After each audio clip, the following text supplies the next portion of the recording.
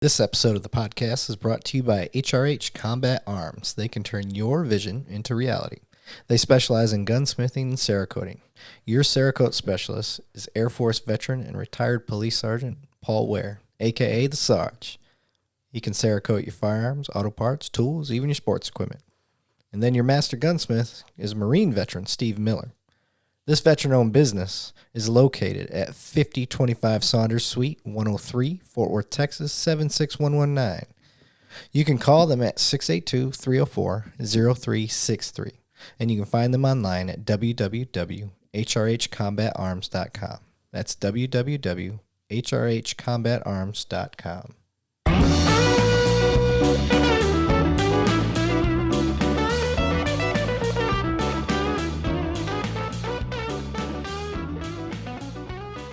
Yeah, buddy. Another episode, Two Cops, One Donut. I'm your host, Eric Levine, and today I have Carolyn Gilmore with me. How are you, ma'am? I'm good. Thanks for having me. I appreciate you being here. But before we get started, I got to do a quick shout out to my boys from Montreal, Quebec. I got a police patch sent to me. Legit? Yep, from Daniel Garvin.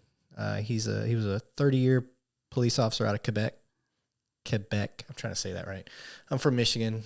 I'm a Southern Canadian. Montreal and Quebec is all French. Well, I found that interesting. Yeah, so I saw the previous show when you were saying you were from Flint. Yes. I didn't realize you were from Flint. I knew you were from Michigan, but not Flint. Yep, Flint town. Flintstone thug. So yeah. But thank you, Daniel. I appreciate the patch. Cool patch. Quick little picture shot, 3 camera angles. I will keep this up here by my duckies. And let's get back to our guest, Miss Gilmore. How are you? Having Sorry, me. I apologize. I just called her Miss Chief Gilmore now. Chief.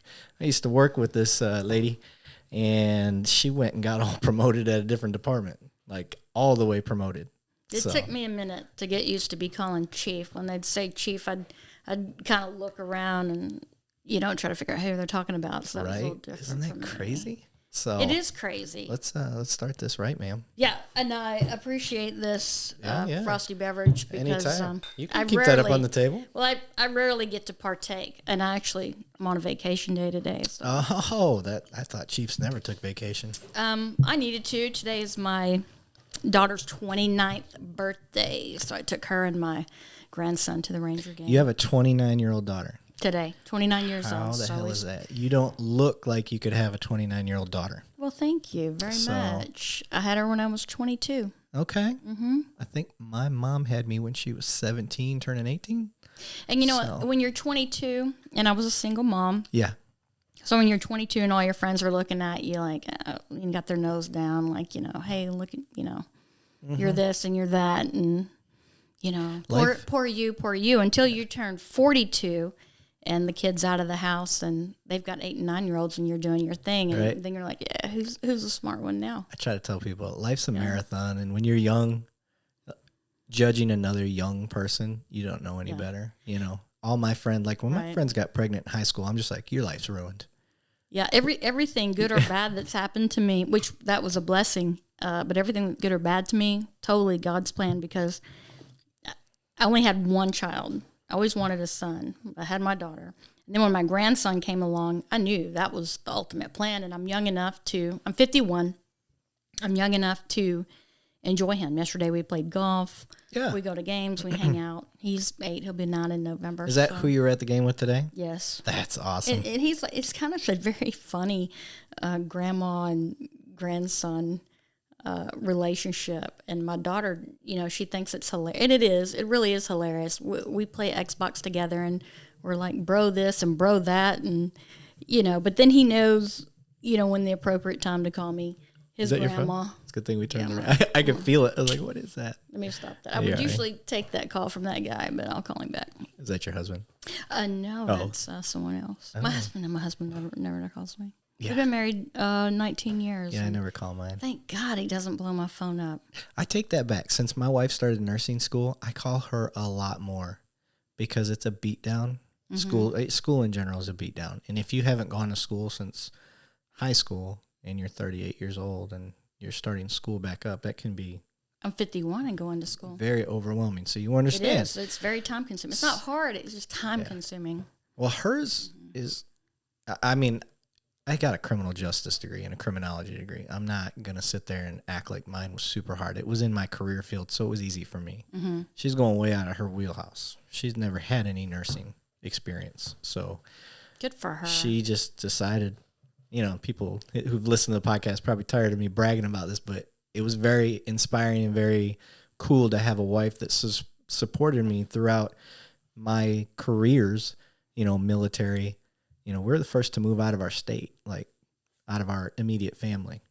That's huge. And that's a big step. And she followed me through that, and then followed me through a police academy, and then followed me through another police academy in another state. It's huge to have that support. Yeah. And you, personally speaking, a lot of the things that I've done, some of the risks that I've taken, becoming chief. Right. I've retired 2 years early to take that job. I couldn't have done that without the support of my husband. Yeah. I always feel like, if he's got my back, I really don't care if anybody else does. My dad told me to bring up a story. Oh, no. And I have his memory, so now I can't remember it, or can't remember. Was it about me or my husband? Your husband. Oh, okay, good. I think it's something about my brother. He would answer that way on the radio. Can you help me out with this? Call my brother. Something like that. I think that's what the story was. Does that sound like him? I don't know, man. He advised on every call there was, basically. But it was kind they of said he sounded asleep. My dad said, he's like, he sounds so smooth on the radio. And I just laugh, and I was like, that's funny. Yeah. But I was like, I'll try to bring it up if I remember, but I'm butchering the story more than likely. So yeah, he's incredible. He's been an incredible source of support, and he is he's an introvert. So we are like complete opposites, but we just make it work, and I think it's good. He brings out the best in me. I bring out the best in him. And when I was saying we don't call each other while we're at work, we never have. We've never done that. It's very odd for me to hear when people are their spouse is calling at work. It's kind of it's almost like a general order for us. It's like I'll call him if. And it's a supervisor. Yeah. So he was an officer too, correct? Yes. Yeah, it's just so people. He retired. He's been retired for 4 years now. He did 30 years with Fort Worth.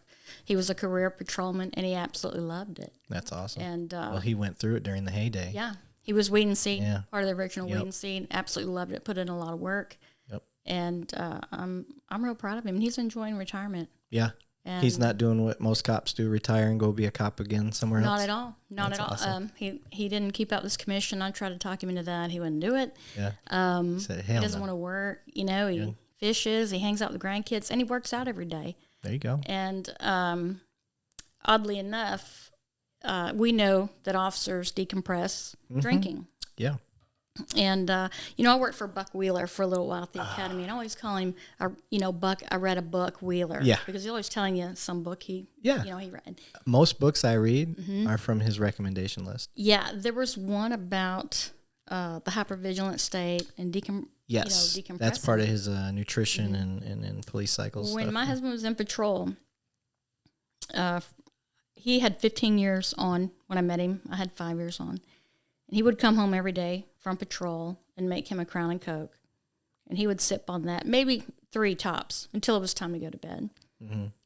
I never really put it together with the job. Mm-hmm. I just didn't. I just thought, he doesn't get drunk. He's just enjoying a drink, nothing to it, right? Then when he retired, he stopped that practice and doesn't drink. Yeah. Every day. He's lost 75 pounds since he retired. Dang. That's good. Weird because, he walks every day. He knows all the neighbors. Yeah. And I don't. That's great. I think I'm the only one on my street that still works. We're all retired. That's great. Yeah. From what I've seen in retirement, if you've got a plan prior to retirement, for those that don't know, cops tend to croak after they retire really quick. I think it's because they don't have a plan. They go home, they sit around, they become lethargic, and medical problems complicate super fast. But those that have a plan just keep going. And I'm not sure if that's true for smaller agency officers, because The stress level's not the same. That, and I don't know that they do a full 25 or 30. Right. And we see folks from Fort Worth doing that. And I think people underestimate. In other large agencies. Right. Yeah. Other large agencies. Yeah. But to be part of Fort Worth Police Department is something special. Yeah. When I You're a cowboy. left, I thought I'd be okay putting on another patch. Oh, I bet you felt like a traitor. I cried. Oh. I cried and I thought, what the hell am I doing? Yeah. What the hell am I doing? And for the first year, I wore the Fort Worth patch inside my body armor. Dang. Yeah, it was hard to let go. I bet. A lot of friendships still exist, and it's a lifestyle. Yeah. I mean, everything we do is a lifestyle, but ultimately, you'll probably walk away. I think, a healthy estimate is maybe 5 to 6 really true friendships. The rest are situational friendships. Yeah. Yeah. Yep. So. Yeah. We're jumping ahead a little bit. Sorry about that. It's okay. I wanna bring it back. First, I wanna readdress what you were talking about, the being hypervigilant. Mm-hmm. So for anybody that's watching, police, for anybody that decides to get like either romantically involved with the police officer or they're thinking about becoming a police officer, there's these stages of work and lifestyle that you need to understand. So you don't think your police officer is that there's something wrong with the relationship or with them or with you or anything like that. And that's the stages. When they're at work, they're at a really high vigilant stage. So their stress level, even though you'll talk to them on the phone, they don't seem stressed out and they don't think they're stressed out, but they are. They're up here because they got to know who's around them at all times. They've got a weapon on them that they got to be aware of. They've got high risk calls. They're driving fast. They got lights and sirens going occasionally. They got all these different things. So their vigilant level is way up here. And then they get home. And then that hypervigilance is gone.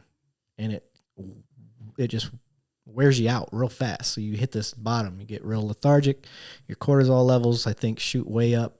And it's this constant. When you're on duty, you're up here and you've got all these things to talk about with your friends, and then you get home and then you don't want to talk and you're real quiet and you're not talking to your significant other. You're not telling them about how your day was because you're just done. Mm-hmm. You just wore out.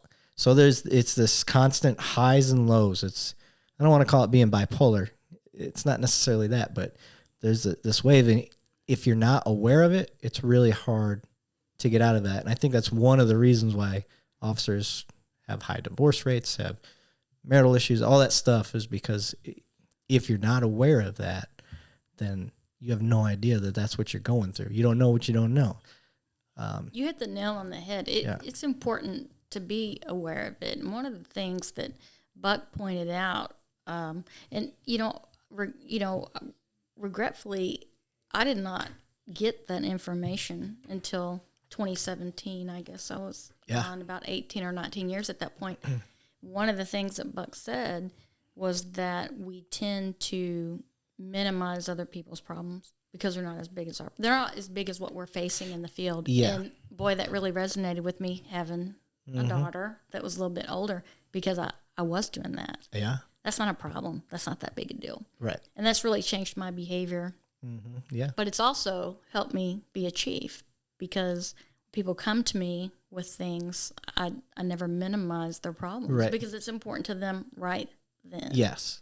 Yeah. Yeah, that's important. And even though I'm aware of it, it's still something you have to fight with yourself all the time, because you just got off of a, ag assault. Somebody got stabbed.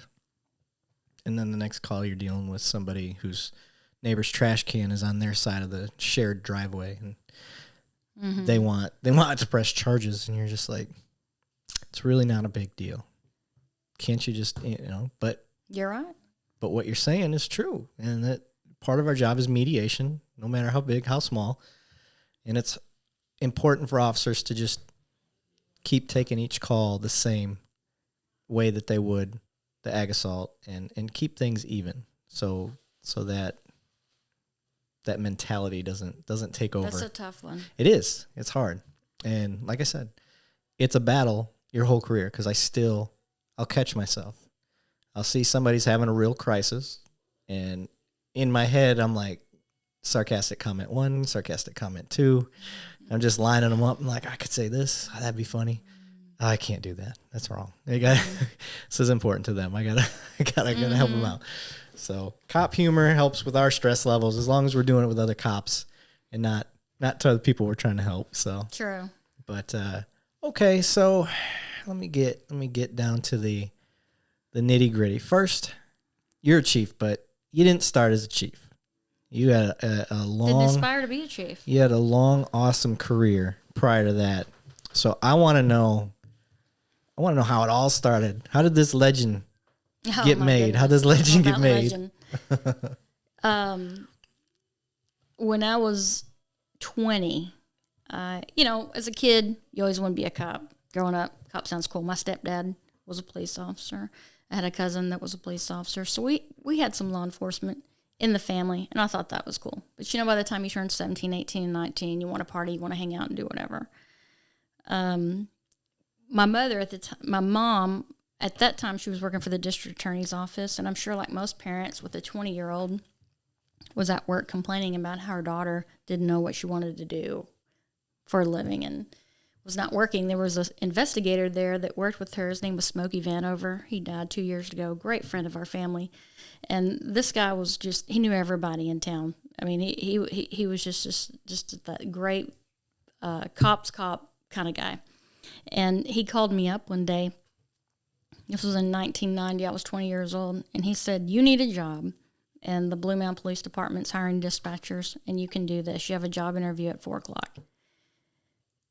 He didn't even ask if you wanted to. Yeah. And this was in the days of Rescue 911. You're probably too young to remember that show, right? So there's a box phone. No, I remember that show. There's a box phone and all these lights. Yeah.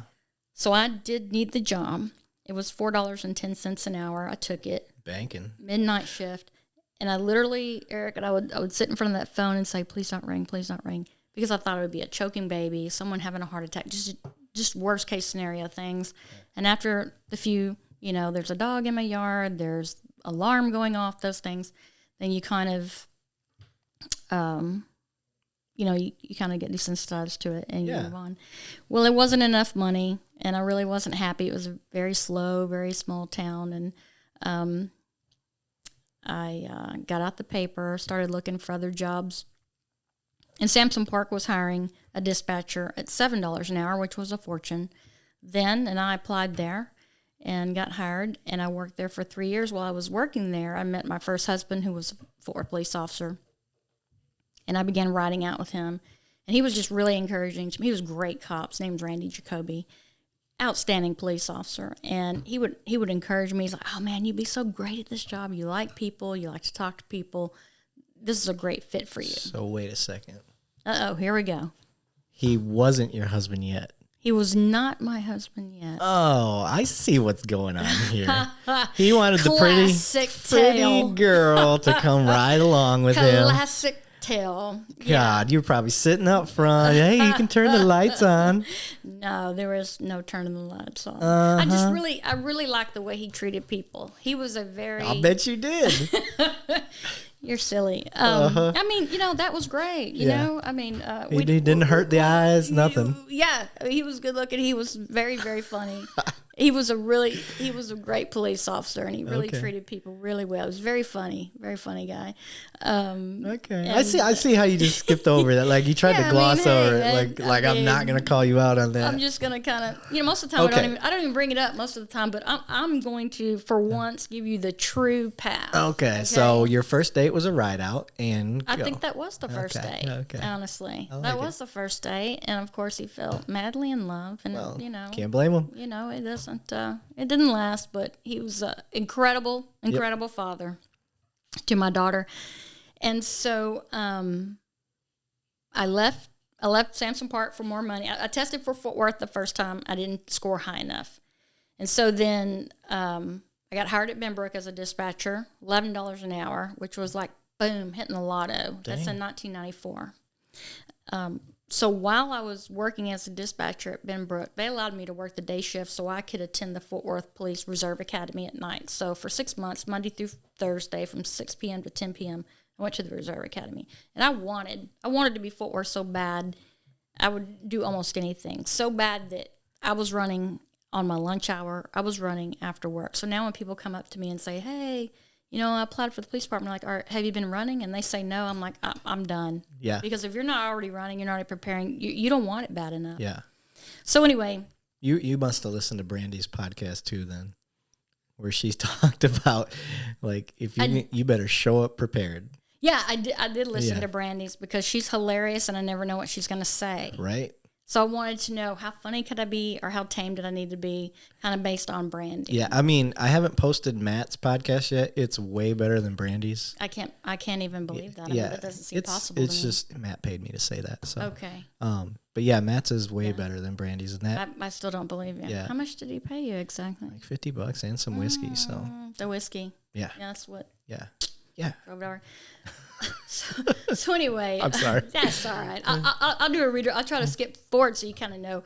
So anyway, went through the Reserve Academy, tested again the second time, tested higher, graduated the Reserve Academy in August '96, and then they called me and 6 other classmates in this reserve class to go full time in December of 1996. So can you explain? It's been explained on here before, but just in case people don't know, what is a Reserve Academy versus a regular academy?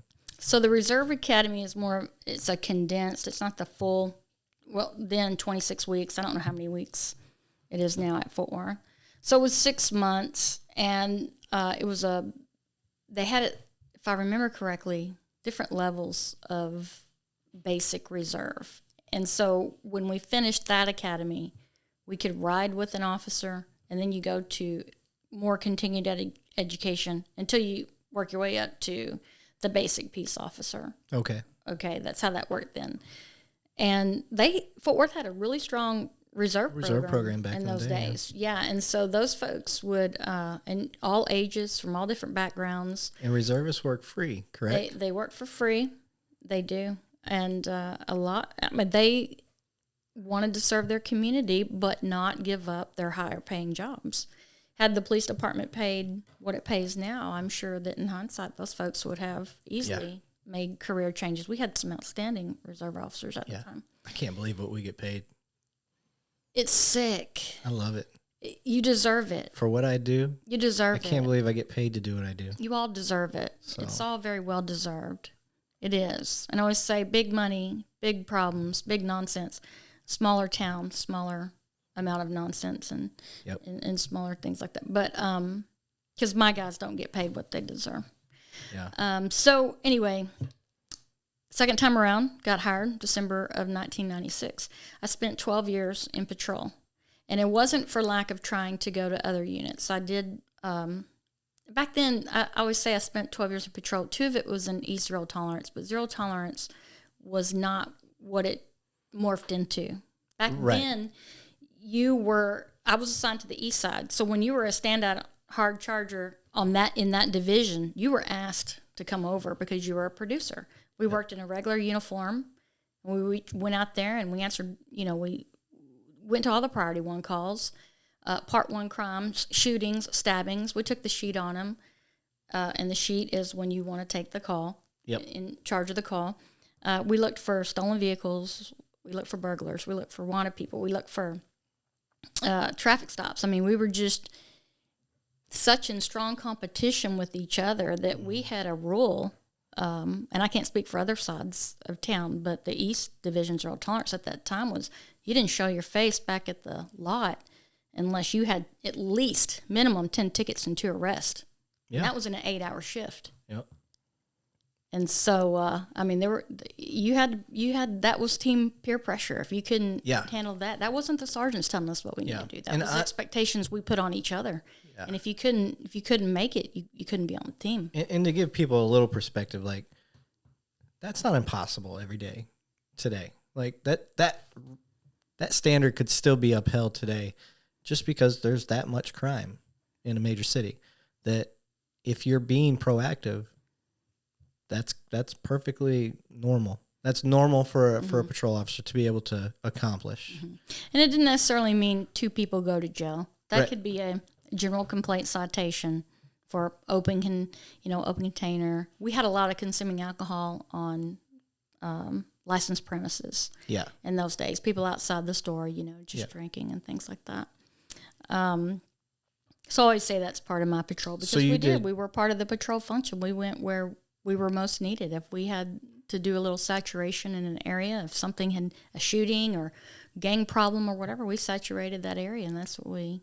So that's what we did. As an officer, a female officer, what was would it be demographic? Is that the right word? How many other females were there out there with you during that time? On the team, just me, and then at later date, there was one other. But we had, you average about one other female on a team, at least one per team, and then you may have 2. So what I'm trying to set the tone for people to understand back in that time frame, it's a lot different today. There's a lot more females in the career field. It's a lot more accepted. Was it frowned upon, or was it one of those things they'd see a girl on the team like, we got a female coming?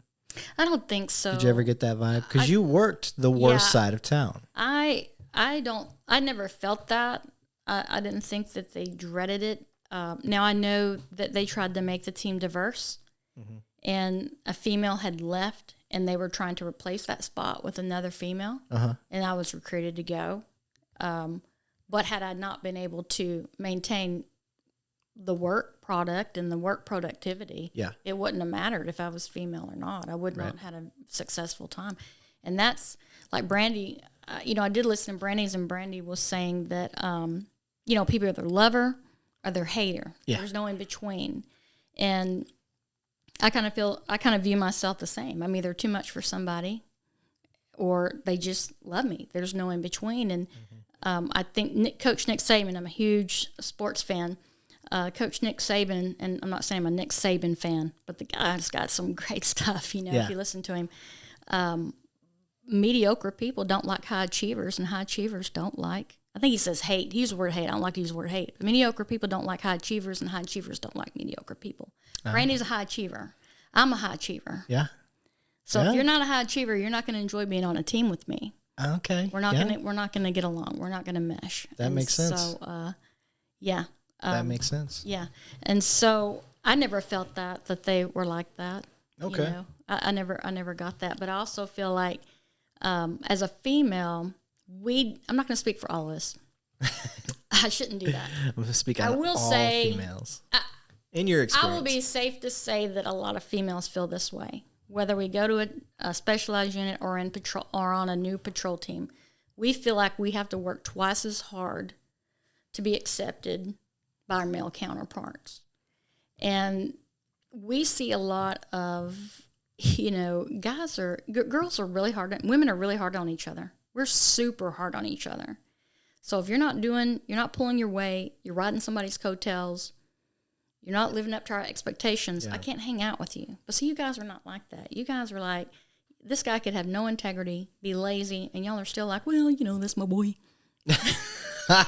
So true. And we're just not like that. You know, it's like you can't be in my circle because you're not a hard worker. Okay. But but I did not to get off track. There has been a couple of males I did not care for that I felt like were not giving myself or other women a fair shot. Mm-hmm. And then there's a lot of men that did pave the way. And I made a comment on Facebook the other day about this. I don't expect people to leave the door open for me, but I do appreciate it being unlocked. It's up to me to open the door, seize the moment, and make it happen and do the work. Yeah. I don't want anything given to me, ever. Yeah. And I'm confident that any team I've ever worked on will tell you that I pull my own weight. Yeah. But I still realize the importance of teamwork. I'll still help, But not to get too far off in the weeds. So anyway, after 12 years accumulating patrol, I was putting in for narcotics. That was something that I wanted to do. I got turned down 4 times for it. And I just chalked it up to, I guess I'm not a good fit. and went on about my way. I didn't get upset. I didn't make excuses. I didn't blame it. I didn't say, well, they took so-and-so. Well, they suck, this and that. I didn't do that. Yeah. Perhaps I'm not a good fit. Move on.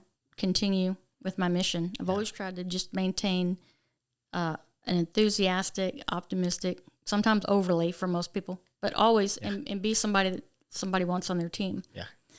So when I finally did get it, I knew it was at the right time. It was at that 12-year mark, and I had experience. I had the patience. My kid was in high school. It was just the perfect time for me to go. I thought I'd go for 2 or 3 years and just come right back to patrol because I love midnights, and I ended up staying there for 8 years. Yeah. So in the 8th year, we had a lot of changes that happened. We had some 3 of the most great guys I've ever worked with. Extraordinary. They would laugh to hear me call them extraordinary. I'll just say they're good dudes because they wouldn't want me to overdo it. But Mike Decker, Fred Long, and Russell Johnson were quite they were a trifecta, to having narcotics. And so Mike had left and went to robbery. Fred promoted out. And then, other people are kind of leaving. You're seeing a makeup and you start looking around and you're like, it's not the same team.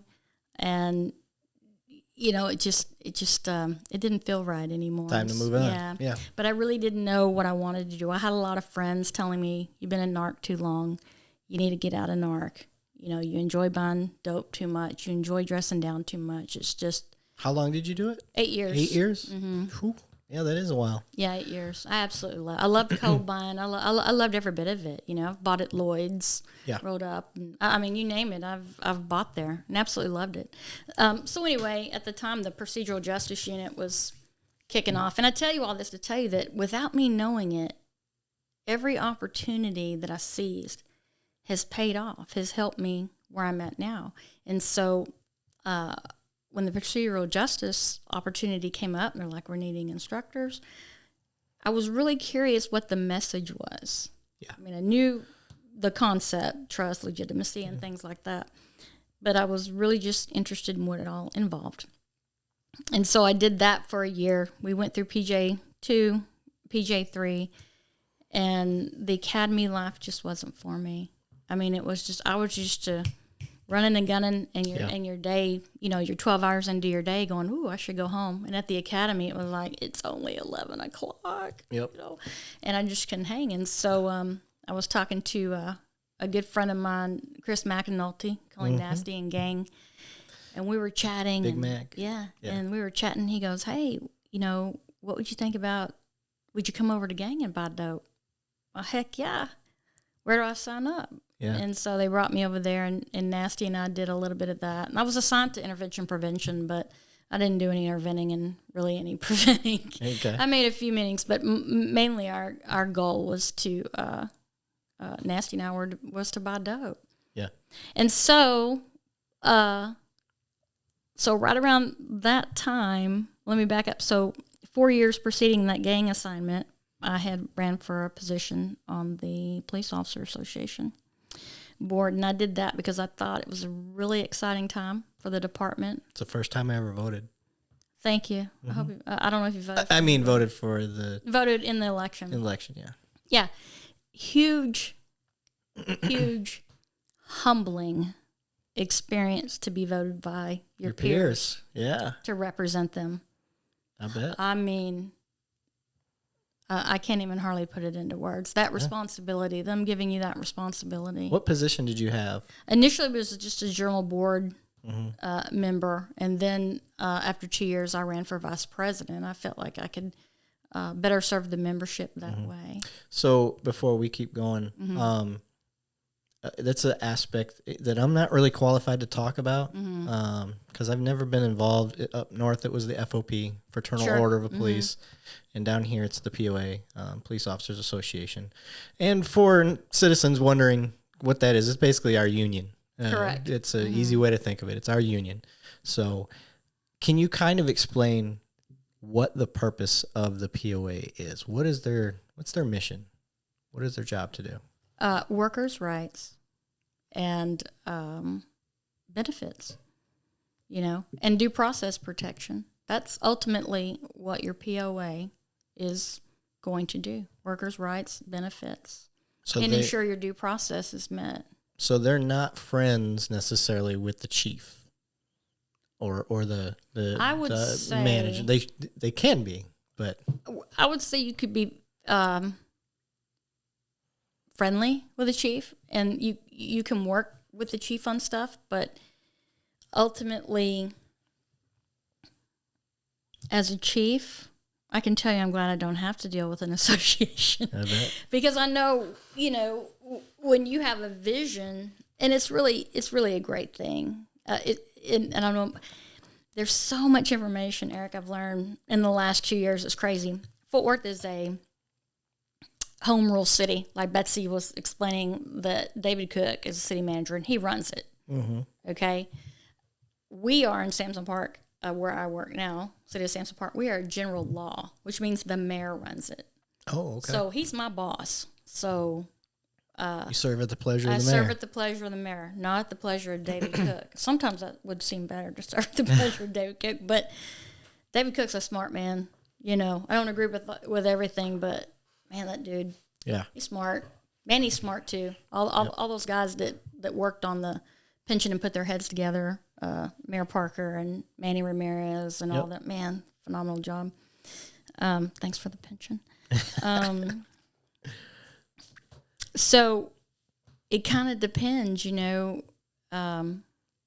every president so far kind of has a little bit of a different personality depending on what the culture is at the time or what's happening at the time. Yeah. I'm more of a person, my personality, not that I was the president, I was the vice president. I don't let my ego get in the way of anything. If I'm wrong, I'm wrong, and I believe in sometimes you just have to swallow your pride and say, hey, we got off on the wrong foot, but it's important to the membership that we have this relationship. We don't have to like each other, but we have to have a relationship for the membership, for what's best for the membership. And I think that goes hand in hand with when you're talking about the relationship with the mayor. You want her to be your ally. Yeah. But there's going to be times the POA is going to have to come out and be strong. Yep. And say things that she may not like. Yep. And if there's one thing I hope I could have as thick a skin as Betsy does. People say some really ugly, nasty things about her on social media. Yeah. It bothers me. And I think it's, because I love her, I think it's cowardly to call names. I think a lot of people that anonymous. Mm-hmm. Well, they're probably mediocre. Betsy's a high achiever, and they are probably mediocre, and they don't like her. Yeah. I mean, it's a proven fact. Yeah. I think a lot of people will say stuff on social media that they won't say to your face. Oh, sure. And the conversation would be totally different if we're having a face-to-face conversation versus somebody getting riled up on the internet. Yeah. So... Yeah, and my social, and I'll get back to my career just so you kind of know, because I could go off on, talk about social media, but I just fast forward. So, that POA stuff, I wanted to work for the membership. I wanted to have those relationships. I wanted to make sure we had an open door with the mayor. We had an open door with our district attorney. Yep. And we had an open door with our chief of police. It has to be. Now, the membership may not like it, may not understand it, may not like the photographs you're taking with them, may not like that you seem friendly with them, but those relationships are important because when they're making decisions involving police officers, they need to be thinking about somebody they have a personal relationship with that's a police officer and it affects them and their family. I think that makes a huge difference. I got a good strategy from Chris Leary. That sounds like an oxymoron. Yeah, I know, right? But, okay. and it correlates to people that have a problem with that type of stuff. His big argument in roll call, if you had a problem with something that comes down the pipeline, take a test. If you don't like something the POA is doing, get voted in. Run for it. Change things. You can't sit there and complain from the outside. Mm-hmm. If you want change to happen, you have to be the change. It's the same thing with rank. If you don't like what your sergeant's telling you, as Leary would say, take a test. Matter of fact, take two. Right. And a lot of the complaining comes from miseducation, not being educated on what it is. Yeah. There was a lot of things that, Betsy did for us that a lot of people didn't know, and we couldn't publicly share it. She'd catch heat over it. You know, she's not married anymore, so I don't think it really matters. But Right. I am voting for her for county judge. I think she'll be excellent in that role. She's smart as a whip. And, you know, a lot of people just see the friendly, huggy Betsy. Mm-hmm. But if you want to see Betsy at work, go back and watch those pre-councils. Not the council meetings, but the pre-council. And that woman's on it. Yeah. Yeah. Damn good mayor. That's awesome. Yeah. So anyway, along with all that, was hostage negotiator for 4 years. And the union experience was really good for the position that I'm in now. Yeah. I was the first female vice president of the Fort Worth POA, and the first female vice president of CLEAT, and the first female police chief at Sansom Park. So in your opinion, because this show's all about educating the public, the general public, more so than just, you know, officers and frontliners and stuff, is a POA good for the citizens as well? I think so. Is there a benefit to them? Absolutely. Okay. Absolutely. And I think where the breakdown is the education on the meet and confer contract. The meet and confer contract does not protect bad cops. The meet and confer contract just places our, you know, protects our due process, ensures us to pay wages, benefits. Yeah. The same protections they would want in any job that they do. Yeah, it's so hard to. I'm trying to be careful with my words because I made a Facebook post, and it wasn't intended at anyone specifically, although it came off like that. Okay. And I wasn't trying to hurt anybody. But in hindsight, I could have worded it differently. So when I say this, this is just my opinion, just Carolyn's opinion. I'm not trying to throw shade on anybody when I say this. I believe that internal affairs should go back to when I was hired. They were all sergeants. I think. Are they now? I think we're the place that I'm familiar with. I think that's what they're doing. I mean, they've already done it, or are they talking about it? Yeah, no, that's a thing. I think everybody that wasn't a sergeant's getting grandfathered in, and then once they whittle out from attrition or whatever, you know, moving on and applying for other spots, it'll all be sergeants. Because what I'm about to say is fact. It's not my opinion. Okay. CLEAT attorney Terry Daffron, she wins a lot of arbitrations. So you have to ask yourself why she's winning them. Mm-hmm. I hear you. I mean, you know, that's what I'm going to say. There's not, in my 23 years there's not one officer I know that would put up with racist behavior. We will call it out. We will call in misconduct, call it out all day long. Yep. I try to tell people when you have the citizen support, and this is just my personal opinion, but when you have citizen support, you don't want another officer to screw up your work environment to break that trust with the community that supports you. It's like a punch in the gut. You're more likely to check another officer on their bullshit immediately rather than risk everything going away for the citizen support. Because I've seen cities that don't have citizen support for their cops. I don't want that. I like the trust that's been paved for me, you know, to the point when I came in, and I continued paving that path to keep that open. And I think that's kind of the point of this show. Although I can't represent my department on here, and I never bring it up, you know, although people could easily figure out where it's at. But the best police department in the nation. But I truly, the department I work for is one of the reasons I do this, because they've opened my eye. I've worked at other departments. I've never seen another example of this anywhere, of what they have and the citizen support that they've got. And this idea is just to keep that ball rolling and not let it get stale. Mm-hmm. This is a new way, in my opinion. It's a new way to prevent it from getting stale and people forgetting that. I don't think citizens realize how disheartened patrol officers are when they answer homicide calls and there's no attention. or it didn't make the news the next day. Yeah. And you stood there with the family and you saw that person laying on the ground, shot several times. And you think, well, I'll wake up tomorrow and turn on the news. Maybe homicide's made an arrest. Maybe I'll know a little something more. And it gets zero attention. Yeah. It's disheartening. And that's on the most severe of type calls. Think about the stuff that happens every day, other than, a homicide, which luckily I don't think that happens every day. At least, I mean, in one city. But people that, a traffic accident, it happens every day. And officers are out there risking their safety to make sure you're safe, using their cars to block you, getting FD out there. FD's the angel on wheels for us, blocking the way, because we've lost a lot of officers to traffic accidents.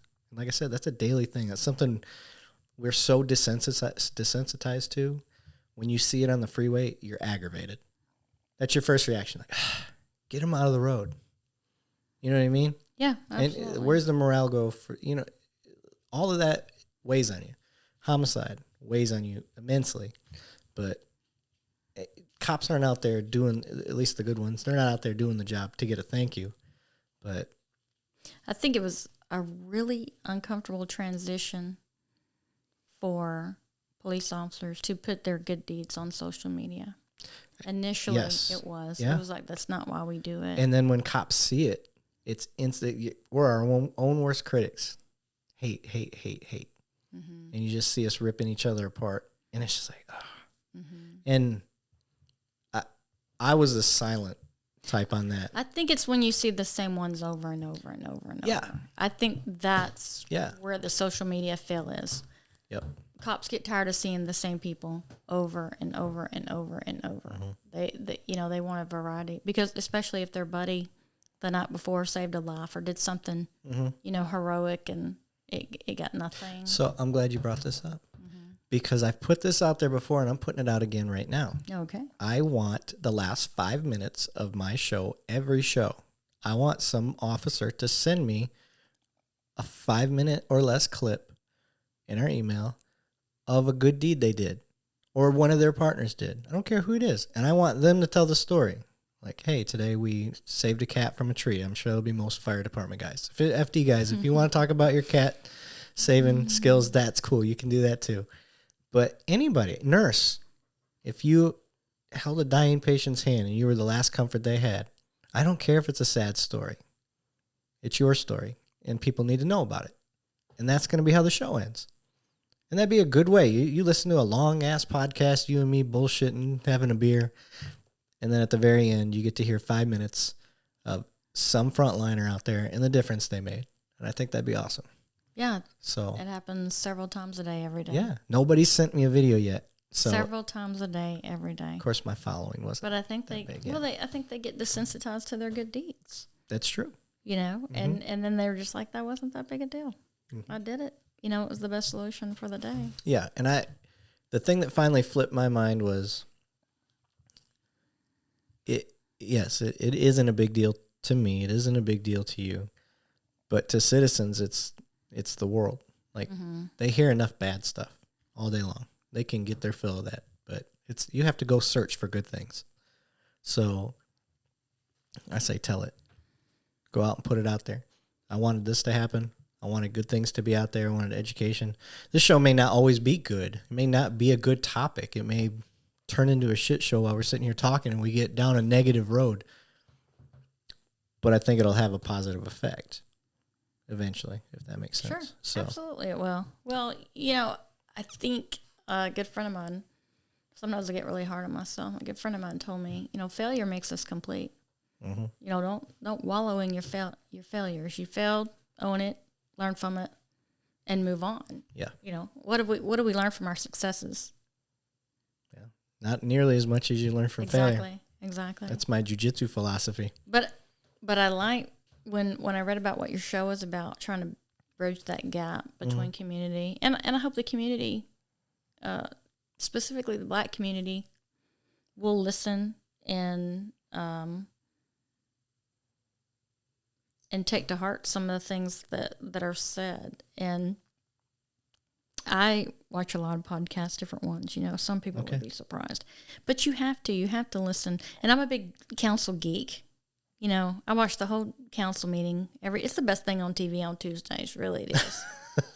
The citizen presentations are just something else sometimes. And on that, I'll tell you, when you talk about the community supporting the Fourth Police, I'll give you an example. There's a gentleman that has come to the council meeting every Tuesday since the Jacqueline Craig incident. His name is Gerald Banks Sr., and I know that because I listen to this every Tuesday. Okay. And he usually reads a prepared statement, or maybe he'll just stand there for his 3 minutes in silence. He's done that every Tuesday since Jacqueline Craig. But 2 years ago, when we had that big pension vote, when we all showed up with the shirts that said a promise made, a promise kept, and they were voting on, we were trying to keep that pension decision here locally, which Betsy promised that she would instead of going to Austin, and sure enough, it stayed here. But that night of that vote, when it came up, when they called his name for citizen presentations, he walked up and he said, "I'm not going to speak tonight because this is important to them, and we have good officers, and I don't want to overshadow what they're trying to accomplish tonight." Wow. And that just blew me away, because that told me he is not anti-police. He's anti-bad cop. Yeah. And I mean, in not just his words, but his actions backed it up that night. Mm-hmm. And I don't know if that resonated with anybody else that had not been watching council. The people that had not watched council or who were present that night probably had no clue what he was going to talk about. I know what he was going to talk about because he talked about it for every Tuesday since that happened. But that's how much people love the Fourth Police. Yeah. I love Fourth Police. I love Fort Worth. I was born and raised here, Harris Hospital. Born and raised here. I'm invested here. My family's here. I'll die here. I live here. I've always lived here. And so I do get emotional when I see stuff. I think about things that are happening in the city. I think about my friends that are still on the street. And, I think about my family, how it affects my family. Yeah.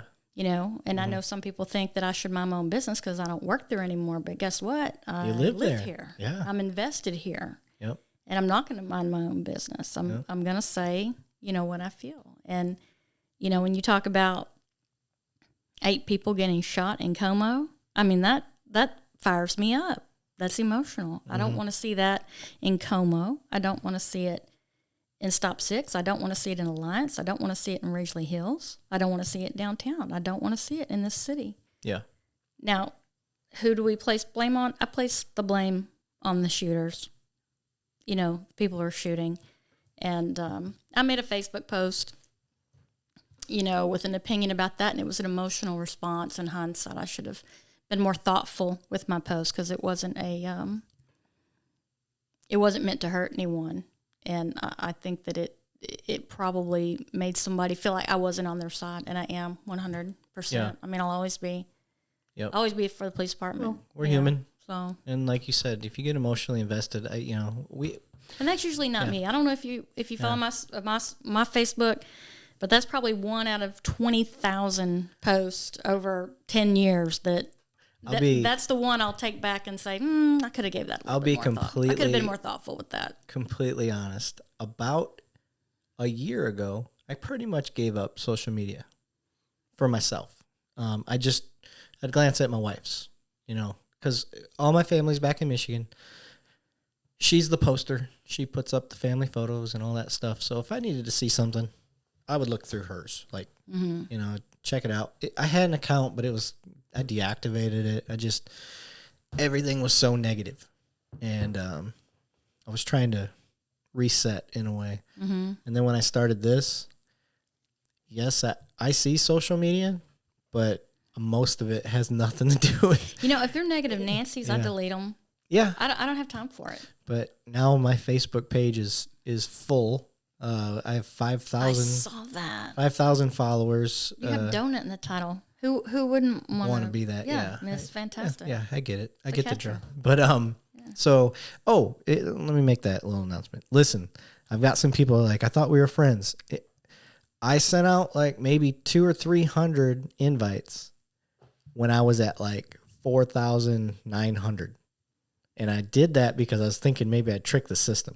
Maybe it'd let me glitch it and go over 5,000. It didn't happen. So I had some people that were upset. They're like, I thought I was on the friends list and da-da-da-da. And I'm like, you didn't hit accept quick enough, apparently. That's basically what happened. But you can still follow the page. You just click follow. And you can still, yeah. Mm-hmm. So you can still participate, talk, do all that stuff. You're just not a listed friend, if that matters to you. So I'm sorry. Down on the VIP list, but yeah, I'm sure you're going to get your general admission. Yeah, exactly. Yeah, not on the VIP, cool. But your general admission.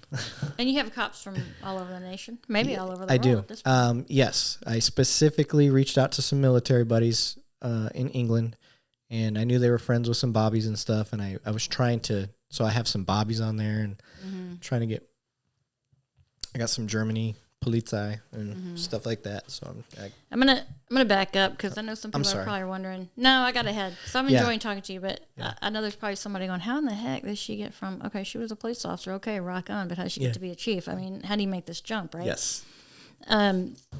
When I got narcotics, because I wasn't in patrol, I had more of an opportunity to attend training. I took advantage of every, especially if it was free, not just at Fort Worth, HIDA. Explain HIDA because that's a cool one. High intensity drug trafficking area. Any police officer, you don't have to be a narcotics officer, free training with HIDA, DEA. And there's a lot of free training out there through all kinds of stuff, man. So, I mean, I just got to this point in my career where I just felt like I just couldn't get enough. I wanted to do everything. I just, I was going to gang conferences, narcotics conferences, hostage negotiator conferences, anything I could go to. Same with the union stuff. Anything they'd be willing to send me to, I wanted to learn. I wanted to learn it as quick as I could and get it. I just was on fire for learning. Yeah. So anyway, when I took over the role in the POA, I felt like there wasn't enough community involvement. I didn't feel like the POA was in the community. It's not really an outline role. So it was something that at the time, Rick Van Houten was the president. And I told Rick, hey, I think some of this, if we get out in the community and just go to these meetings and just say, hey, I'm with the POA. Do you have any questions? Just make ourselves available, And I'm a big believer in if you have an idea, you better be the one to follow through with the idea. I don't like people that have ideas, but they want everybody else to do the work. So I'm like, hey, it's my idea. I'm all for it. So instead of reinventing the wheel, I would see what events Betsy would have in the community, specifically the black community. Yeah, a walking town hall, a riding town hall, anything. You just get on her Facebook, you could see, and I would show up to that stuff, walk, and I never rode the bike. I'm not a bike rider. I did the bike stuff. Yeah, the bike school stuff. See, I went to the bike school, but you guys sucked back then. Y'all had all these professional little bikers, and you were in my bike class. I was so mad at you. That's right. Yep. I don't know why you weren't in the back with me, cheering me on. You were up at the front, like speed of light, like Lance Armstrong or whatever, whoever. It's competition. That was crazy, dude. If you're not first, was like, you're last. You know what? I thought this would be fun, but I'm going to go write a search warrant. Goodbye. That's what happened. This is not police work. I'm out. But anyway, I would start showing up to that stuff and meeting all kinds of cool people. And then through meeting those people in the community, several clergy, several people involved with the ISD, and then we had the Cops for Kid, which is a 501c3. So when we got to visiting about, how the POA can help the community, then they would invite me to other events, and then therefore I could invite other board members to the events. And it was just a really cool kind of community connection. So I will tell you, recently, there's one thing I learned that I wish I would have thought of when I was teaching procedural justice. And it helps me with my community engagement, but it also helps me in all my relationships, whether they're personal and professional, is we have to be mindful that we are not coming in to this argument at the same place. And having said that, if, let's say I've dated 10 guys that look like you, okay, and I meet you and you're telling me, hey, I want to take you out and be so great to you. You can trust me. And I'm like, I've had 10 other guys that look just like you that showed up and told me the same thing. I'm not feeling it. Yeah. You know what I mean? Yeah. You have to be more mindful of maybe how that affects me. You're going to have to show me that you can be trusted. You may have to work a little harder. And I think that's something in our when we talk about that community engagement and forging those relationships, we can't come in with, hey, I'm new and I need you to give me a clean slate and a fresh start and I'm here to work. I don't think the community is trying to hear that. I think the community wants to know that you're mindful of past grievances and you understand that they feel betrayed and you're willing to work from there. Yeah. And then move on. Now, I think we have some incredible police officers across the state of Texas.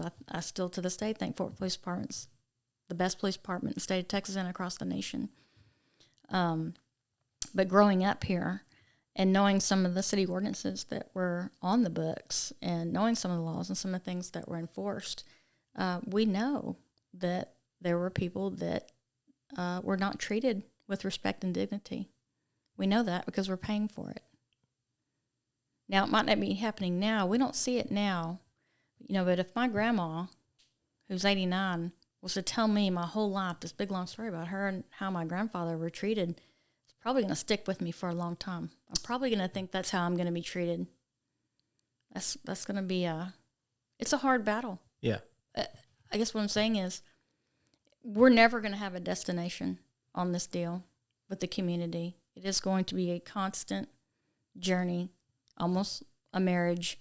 We just have to continue working at where it had never come to a destination, ever. Yeah. But I think some officers, I won't say some, that may kind of be the disappointment. Like, man, I thought we were better. I thought we made up. I thought we were doing good. I thought we were getting along. And then something happens and boom, Yeah. If you keep that insight, then I think you won't be let down and you'll continue. You'll be like, all right, we screwed up. Let's figure out how to fix this now. This is part of it's like me. I'm constantly in trouble with my wife.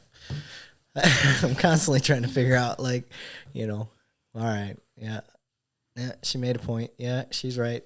I got to step back and take a look at what I did and see how to fix it from there. And if you take that same mindset to the community, black community, white community, Hispanic community, I don't think it matters. Community in general, but historically with the black community, there is a level of mistrust and I don't know if it was intentional. You said city ordinances and stuff that were... there was a city ordinance, and don't quote me on the year. I'm going to say late 50s, early 60s.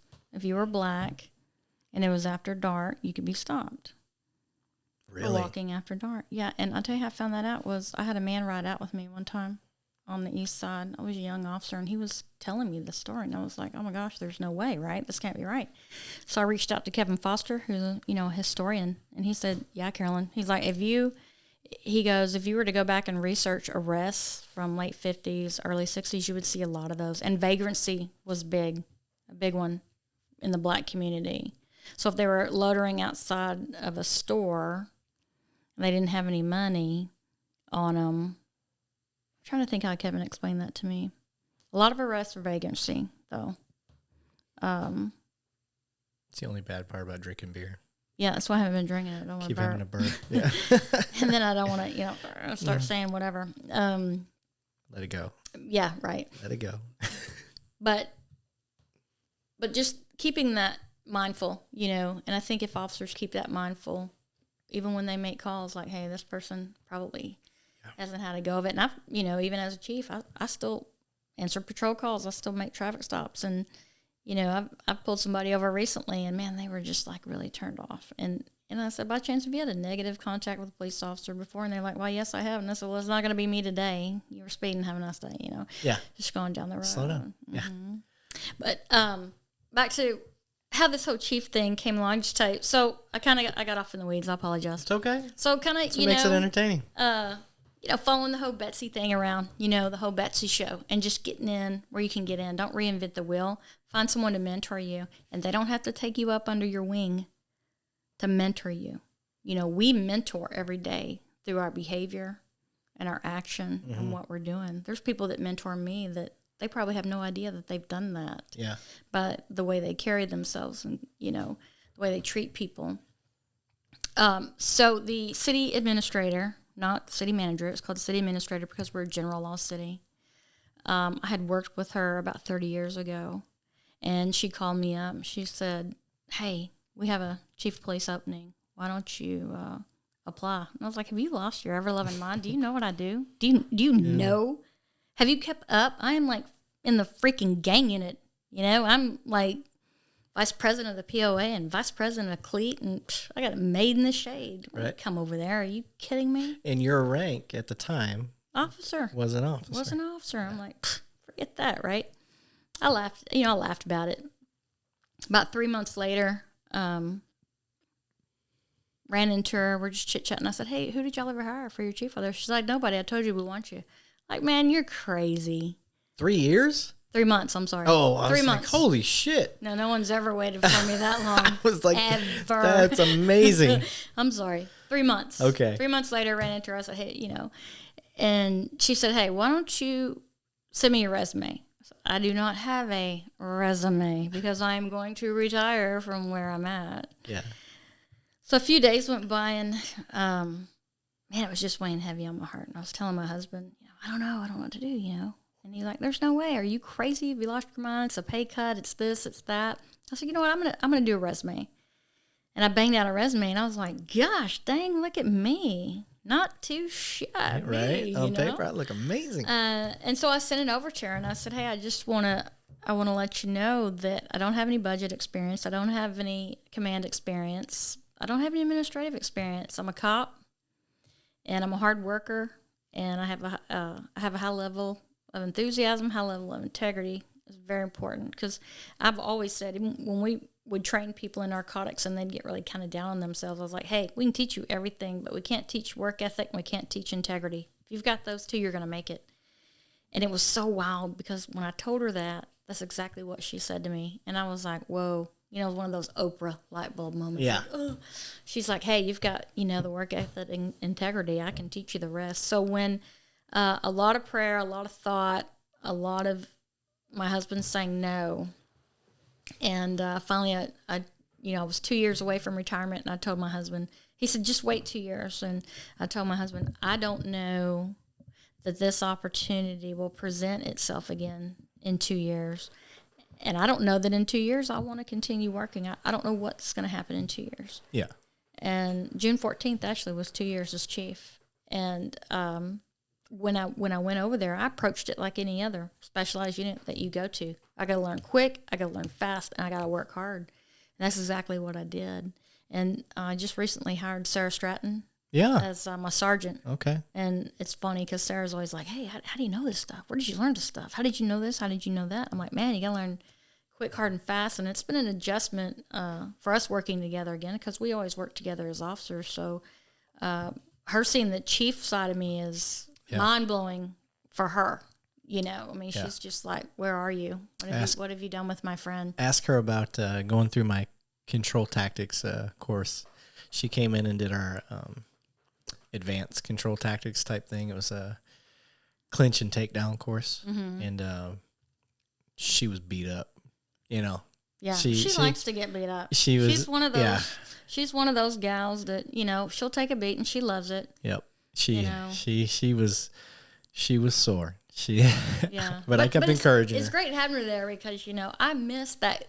At Fort Worth we all roast each other. Yeah. And I love laughing at myself. I think it's so funny. But when you're the chief, nobody. I made the comment one day, geez, nobody makes fun of me, and they're like, yeah, you're the chief, duh. But now that Sarah's there, she's just like letting you have roasting it. me. Yeah. It makes me feel loved again. Yep. But they understand why she's a sergeant. Yeah.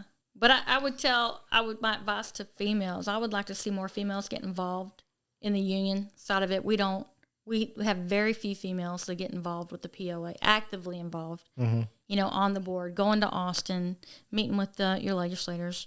And, during that time when they're in session, going down there, getting involved with CLEAP. Very, very few females. We need more representation on that part. And I would tell females, career advice, don't be afraid of failure. Don't be afraid of looking stupid. Don't be afraid of being wrong. You're going to be wrong, and you might look stupid. You got to get past it. Yeah. Once you're, I think once you get over the fear of failure, you're unstoppable. Absolutely unstoppable. I agree. Mm-hmm. I think that's good advice just for anybody. I mean, failure is scary, yeah. and I used to really worry about it, and now I don't. I really don't. I'm gonna fail, and I have failed as chief. There's been moments where I knew, I thought, man, my gut was telling me something else, and I should have listened, and I didn't. Coming from a civil service background is a little bit different. We're an at-will, which means I can, hey, come on in today, Eric. I'll go ahead and make you a shot because you're not civil service and you're getting fired today. Yeah. But I don't do that. I still try to look at things like, with that civil service mind, give everybody a fair shot. Is it a training issue? If it is, I should have identified it and I should have had it fixed. Or is it an integrity issue? And the things that you have split seconds to think about, I'm not going to sit at my desk for 2 or 3, 4 or 5 days and decide how you messed this up in a matter of 4 seconds. Yeah. That's but things that you had all the time in the world to think about and you did it anyway, knowing it was wrong. Those are the things that I think that Chiefs and Chief Ed Krause was wonderful to me. He was, those first few months were scary, and probably the best advice I got was him just saying, hey, Carolyn, you're not in patrol anymore. You don't have to make this decision today. Yeah. And I was like, oh, yeah.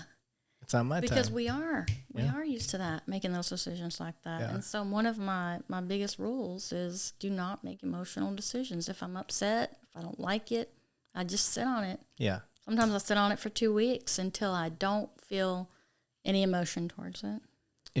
If I could ask the community one thing, it would just be allow officers to mess up. Allow them to mess up, because I feel like we're going down a trend right now where if an officer screws up, no matter how minor, you've got just everybody coming out of the woodwork to get them canned and kicked out. And if that gets embraced by too many people and that snowball effect happens down that trend, you're not going to have anybody that wants to do this job. And you need, in my opinion, you need police. You got to have police. So it's just a matter of forgiveness if it's recoverable. Like you said, if it's an integrity issue, well, there's no checks and balances on it. There's nothing you need to worry about. To me, that's an easy fix, because you don't need to be in this career field. Exactly. So that is the fix. That's an easy one. Integrity is easy stuff, but administrative stuff or in the heat of action, you're fighting with somebody and I don't know. I don't want to make up a scenario, but you're fighting with somebody and you say the wrong thing, or this 3-second clip that somebody decided to video but didn't show the lead up, and your body cam got knocked off, so it didn't show that. Guys, if you don't put any credibility into what an officer's word is and you only rely on video, again, you're going to chase away a lot of good cops, and you're going to start having to settle for what's left over. I want the cream of the crop. I don't want to have to settle for the ones that just want a job and want to get paid. Well, that's just it, Eric. And I think the cops that really care are the ones that leave because they care so much that it really hurts them. The ones that don't care, they don't care about the criticism. They don't care about because they don't care. Yeah, you can say whatever. I'm going to show up. I'm going to get paid, and I'm going to hang around. Yeah, it's the good cops that really care. That's what hurts them, is knowing, I mean, I don't want to mention any names, but when something happens and you're like, oh man, we came so far. We were doing so good, man. Yeah. And I'm not talking about any kind of tactical mistake. I'm talking about just rude integrity. You're like, bro, what are you thinking? Yeah. Yeah. I mean, Or sis, what are you thinking? Yeah. But see, the thing is, female cops rarely get complained on. Did you know that? I prefer, me and Brandy talked about this. Maybe I got it from my dad, knowing that him and Renee Camper were always partners. Like, I'm like, well, he has an awesome career, and he always had a female partner. And it wasn't a sexual thing. It wasn't anything like that. It was just, they played off each other really well, and they stayed safe because of it. And somebody has to be that female's partner. Yeah. And that's what, I would say, people have to understand, like when they, how cops are, he's with her, they're messing around or whatever, and I used to joke, my buddy, Cruz Castillo, and, and that's, we used to, Kim Jong-un. And I think somebody made a picture of him looking like that. I'll tell you a funny story. He told me, he goes, hey, them two over there are working together. They're partnered up. I think they're dating. I said, they're not dating. He said, how do you know? I go, dude, they go to jail all the time. Their stats are rocking. They're not dating. If they were dating, there wouldn't be nobody going to jail. Yeah. So, to me, that's the indicator that, you're probably spending time, and you mentioned it back in that hypervigilant state. You have to be smart enough to know when you're meeting people at work and dating people at work, they're only getting the best of you. Yeah. They're only getting the best part of you. Yeah. As soon as they leave work, you're going to have the same problems you had with whatever partner you had before. Yep. Just a matter of time. But I've always... But kudos to your dad for being one of the men that, and I'm safe to say, a lot of men, your dad included, it's not going to put up with the lazy female, any lazy officer, whether they're male or female. And there was a, working George District or Wiedenstein, there was a certain expectation. And if your feelings got hurt easily or you weren't pulling your weight, you just left because you knew you weren't going to be a good fit. And that, I'm not saying people were mean to each other, but times were different. Bad guys were different. They were more respectful of kind of the rules, so to speak. Yeah. They knew. They were willing. They did the crime. They're willing to do the time. Yeah. I really haven't had, knock on wood, I really haven't had any, I haven't seen any of that change where I'm at. I still kind of feel, for the most part, that that's the case, which is great. For females, is that what you're saying? For females and for the bad guys. Oh, okay. Yeah. Gotcha. And I have a female on my team, Smith, shout out. It's nice to have somebody that, I don't know if it's because male and female are so different or they're not so different. It seems like the females I work with always have a different perspective that I didn't consider. Mm-hmm. And it's nice to have that aspect around all the time now because it's on my team. Where before that, it was a bunch of alpha males, there's a bad guy, let's go get the bad guy, like, all right, cool. And you'll have I have my female on the team, and she's got different approaches and stuff. Well, let me go talk to him real quick. Okay. If you think that'll work, I trust her. She goes up and talks, and next thing you know, they're in the back of the car, and I'm like, oh, that was cool. Thanks. Thanks, bro. I'm trying to remember who I was having this conversation with, because we rarely hear a male officer say they're trying to juggle family and career, but we hear women say that a lot. Yeah. But there are single males, officers out there raising their kids, and that's all good. But I thought it was we posed the question. We did a little experiment, me and a few other female officers. And I'll challenge you to do this. Pick 3 guys on your team and ask them what they do away from work to decompress. And then go find 3 female officers and ask them what they do to decompress, and I bet your answers are completely different. Yeah. Go to the gym, work out, hang out with my bros, Xbox. And the females are, well, I have laundry, I have to pick up the kids, I have to cook dinner. You know what I mean? Yeah. And it's just, but it's better. Yeah. It's better. And I noticed this generation of cop, a lot of their wives stay at home. It's crazy. Really? It seems that way to me. It seems like there's more wives staying home now than before. Really? That hasn't been my experience, but all the people I work with are my age. Everybody on my team is my age or around there. How old are you? 38. Oh, okay. So, like... when I was in narcotics, almost everybody's, and of course, that's been, 5 or 6 years ago. It seemed like a lot of the young men, their wives were staying at home. And I'm like, wow, I can't even wrap my mind around that. I've always worked. Most of the it's a young lot guys, of work at home. It's a lot of work at home. Most of the young people that I know now, like when I was teaching at the academy and stuff, there's nobody at home. It's just them. They're no kids. A lot of single folks. A lot of single people. And so that was the majority. They were either, married, normal family. I say normal to me, and or they're just single. And that was very odd to me because most of the time it's, at least a boyfriend, girlfriend, kids are involved, something to that aspect, but a lot of singles. It's interesting. So that live at home. That's an interesting. Yes. Once you want that cop showing up handling your domestic disturbance. Right. I know. Aaron Garcia, I'm going to call him out. He was in my academy class. He was an explorer. It's like mom and dad are fighting. Yeah, right. My roommates. Calls them my roommates. My roommates are fighting. You mean your mom and dad that you stay at their house? My roommates, bro. we had one when I worked Northside midnights. We busted his chops a lot. We'd be like, hey, bro, you need to call your dad and let him know you're going over. Stuff like that. Tell him he's going to have to pick you up late. He's got overtime. That's awesome.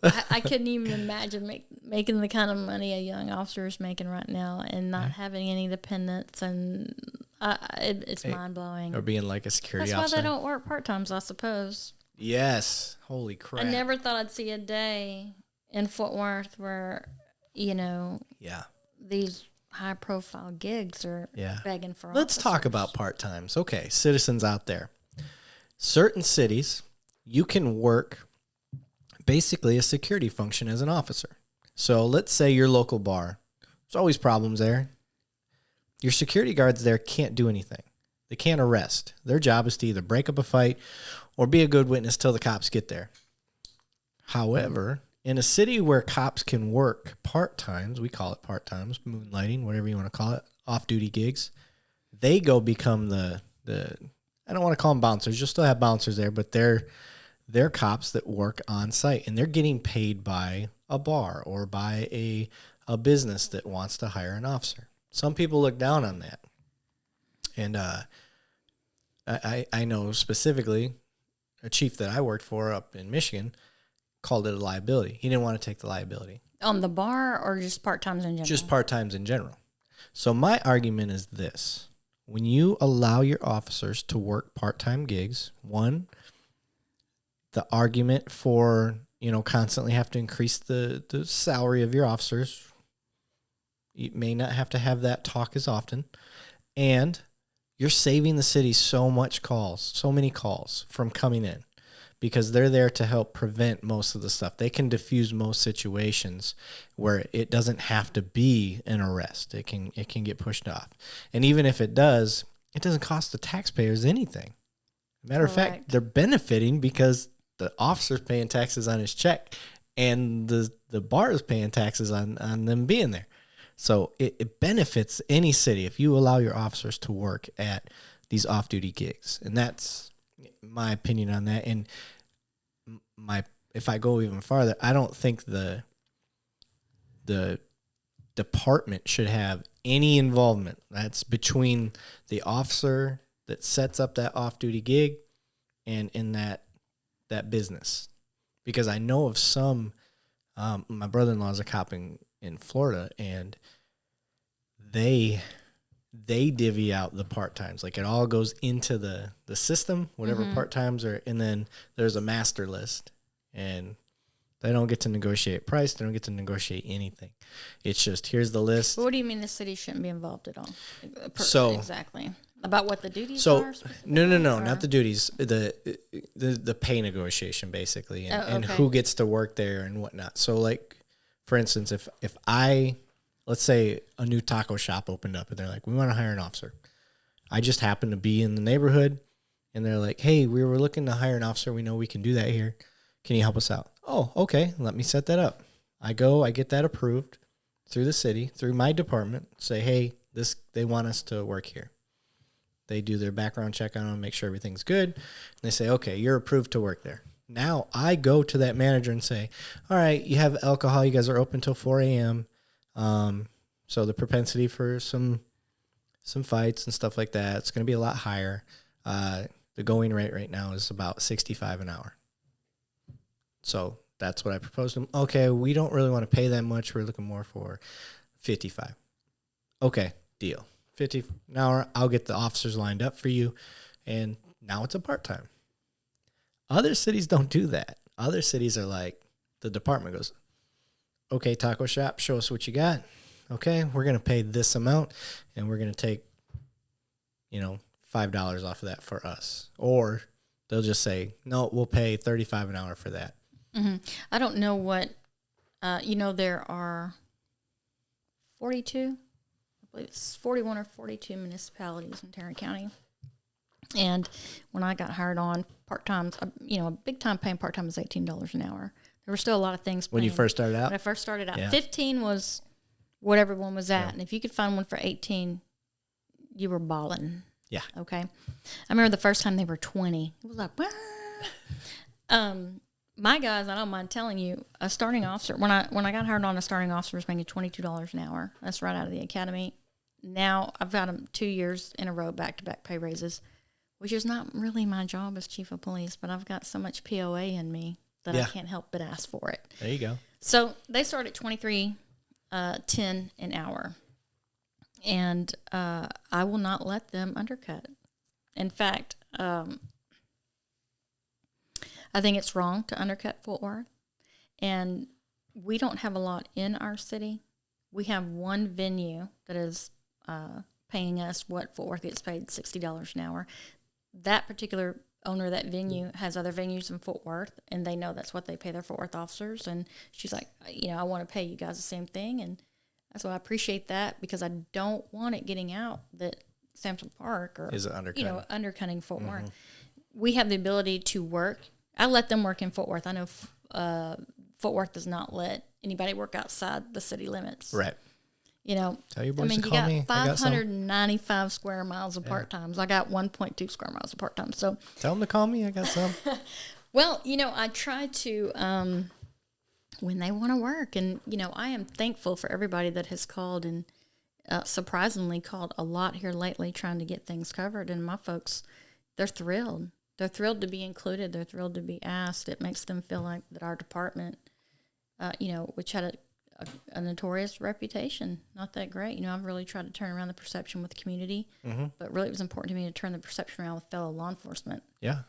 And so we get invited more and more to work part-times, but I refuse to let them undercut. I always tell them, that's what you're worth. That's what you need to be working it at. We're not undercutting. And also, to take that a step further, I had a guy in Fort Worth call me just like 2 blocks out of the city limits. Yeah. I said, have you reached out to Fort Worth yet? And he said, well, no, I just really want you guys. And I thought, this guy's thinking he's getting a break. So I called downtown and said, hey, can you check this address if this guy's already called and try to get this set up? Because I figured he called down there and they told him this is the price. And he was like, I'm going to call next door and see if they'll do it cheaper. And we're not going to do it cheaper. Yeah. I don't think that that's a good practice. Yeah. They're so hard to fill now. It is what it is, man. Yeah. If you want to cop there, you're going to have to pay for it. And yep. And folks, if you're listening and you're like, well, that's bullshit. Here's our argument. And you don't have to agree with it. This is just my personal perspective. Marty put in the hours. Mm-hmm. I've put in the time and the education it takes to get that position. Mm-hmm. So I'm a specialist. I'm not a bouncer. I'm not, a security guard. I'm a peace officer. I'm a licensed master certified peace officer. So if I'm going to go work off duty after I've already done my 40 hours, and spend more time away from my family. And more than likely it's a bar gig or something to that effect where alcohol is involved. And there's a reason they want security, because there is problems. Yeah, or it deters the problems. Or it deters the problems. Yeah. Mm-hmm. So if I'm going to do that, it isn't going to be for the same amount that I would have got paid just working on duty. It's going to be more than that. And if not, then it's going to have to be, because if you could pick up a couple of extra hours at work, that goes towards your pension. So why wouldn't you? Yeah, exactly. So that's part of the argument. If I can just jump in and go work at, they'll take me. They'll put me in patrol for sure if I ask to work extra hours. So, and that goes towards my pension. And, it's all, I'm working with friends most of the time. Mm-hmm. So yeah. Now, I know you, and several other officers, like if my church needs somebody, I'll go work it for nothing. Yeah. Let's say it's your buddy that starts a taco shop. He's not sure. And you're like, look, bud, I'll do it for $25 an hour this time, and let's see what happens. But that's your buddy. Yeah. I get it. But when you just have a flat business that you have to keep it across the board. You have to keep it fair, because there was a time where Fort Worth officers were undercutting each other. And that's kind of where that standard got put in, is that you have to pay this minimum because there were some younger, I'm going to say due to their inexperience, thought they were being smart, but they weren't. Yeah. They were hurting their fellow officer by undercutting them. Yep. And that's just not right. Yep. And I've had some businesses talk about, like, they want you to enforce house rules. And I said, look, I do things to keep the peace, and I follow, I enforce laws. Every once in a while, some of the stuff you see me doing, enforcing house rules, is more because I'm trying to mellow things out before they escalate. It's not to do your house rules, but that was the purpose behind why I did it. And then you got comfortable with that, and you expect me to enforce house rules. I can't do that. And I'm not going to do that. And they talked about, well, then we'll get other officers. I'm like, you don't understand. That's not how this works. I set this up. I got this place approved. And it's my responsibility now. If I deem that you guys aren't willing to play ball, you don't get officers, period. Mm-hmm. It doesn't work. You don't get to undercut officers either. And that includes us. So that's part of, and that's policy. Yeah, and they may not understand that, but in some of the businesses they didn't understand that, and that sucks. So you have to make them understand, like, look, we either work this out or you just don't get officers. And why do you think people are not working part-time? Do you think it's just there's not enough numbers to fill them, or? I'm curious if there's not enough numbers to fill them. It just seems like more and more I see more and more part-times that are available. And I hear different theories, but I'm just really curious if we just don't have the numbers to fill them. I don't know, but my feeling towards it would be, yes, we don't have the numbers. People are getting burned out. The rougher sides of town, those officers are looking out for each other, so they're working the extra hours to make sure their teammates aren't sitting out there by themselves. And they just don't want the liability of going and working a part-time. And they never got wrapped up in part-time money. So to them, everything's fine. Mm-hmm. You know what I mean? People like us that we've worked them and we see, like, like, oh man, I really want to get, I want to get a boat, or I want to get this. Mm-hmm. And you're like, oh, I just worked this amount. When you drive through the academy parking lot now, all these kids are driving new trucks. I'm always like, what are you, crazy? Drive a bucket to the academy. My classmates, we all had POSs out in that parking lot. Yeah. Until we got making more money. But now they're making 29 something and change sitting in the academy. I can't speak because when I went through, I got the GI Bill. So I was making more in the academy than I made when I got out. It's perception. You want city council to drive through the parking lot and say, these people need raises. But when they drive through and they see all these brand new trucks and cars, they're like, well, that's a good strategy. The police, they're doing fine. They'll be fine, That's funny. Yeah. Think about it, man. Oh, see, that's a chief mindset. You're thinking for your people. Yeah. I'm always thinking about the people. That's funny. Always. Okay, so let's get past your police life and focus in on. I'm going to come back to some of the older stories and stuff like that, but You're a chief now. Yeah. Okay. So you're a chief over how many officers? 10, you said? I have 10 sworn, 6 civilian. Okay. And I have a jail and have a property room and auto pound. Okay. And you go to jail for a lot of things as chief of police. I don't know if you knew that or not. you go to jail? The chief of police can go to jail for not maintaining and keeping the integrity of your property room. Yeah. It's some crazy stuff. I've learned a lot in the last 2 years. It's some serious stuff, man. You may have to flee the country. Never. I'll just make it. Just have to get it right, you know. Claim asylum and forward. Yeah. Yeah. No. It's your people. Fine. So, okay. So you're chief. You're over 10 sworn, 6 civilian.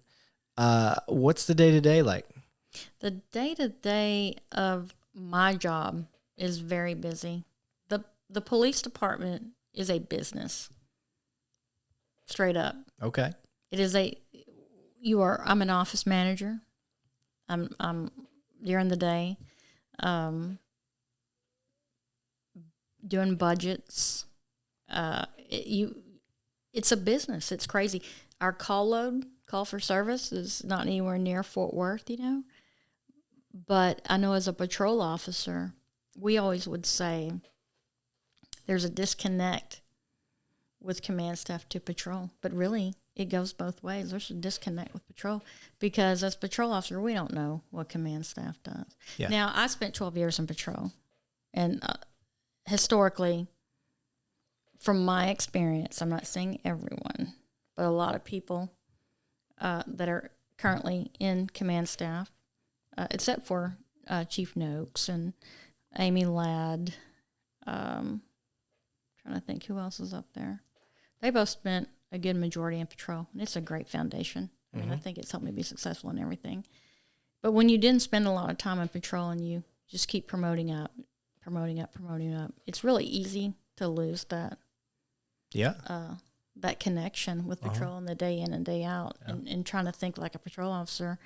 And as a patrol officer, I never knew what command staff did. And I actually called a deputy chief after a couple of months of being chief and apologized for everything I'd ever asked him for in the last year on behalf of the POA, because knowing what he was dealing with, now that I'm dealing with it, I was just blown away.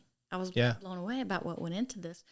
And to speak to some of the leadership, especially that particular individual, he always took my calls, always, again, never minimized, you know, what officers' needs were. Always try to meet those needs, despite, now that I know what his job duties were when I'm doing it. You know, who the hell, have you ever thought about, as a police officer, idling, your car idling?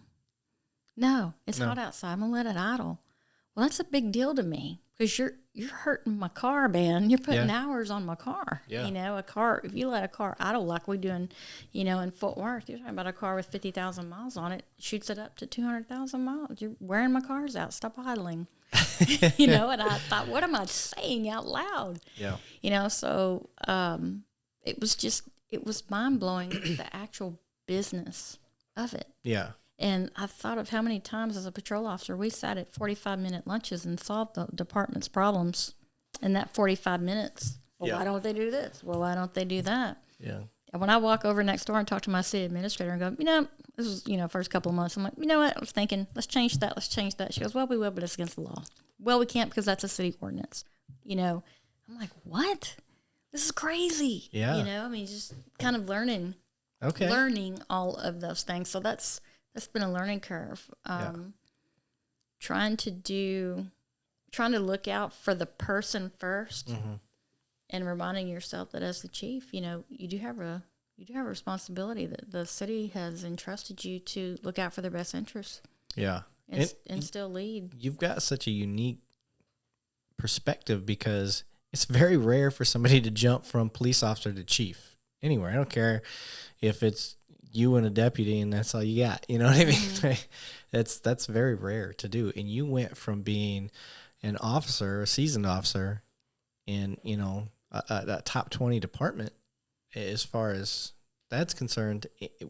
So you're seeing the worst of the worst. And all the action, all the stuff people sign up to be a cop for, in my opinion, you've seen it because of where you worked, and now you're jumping into a chief's position from an officer's perspective.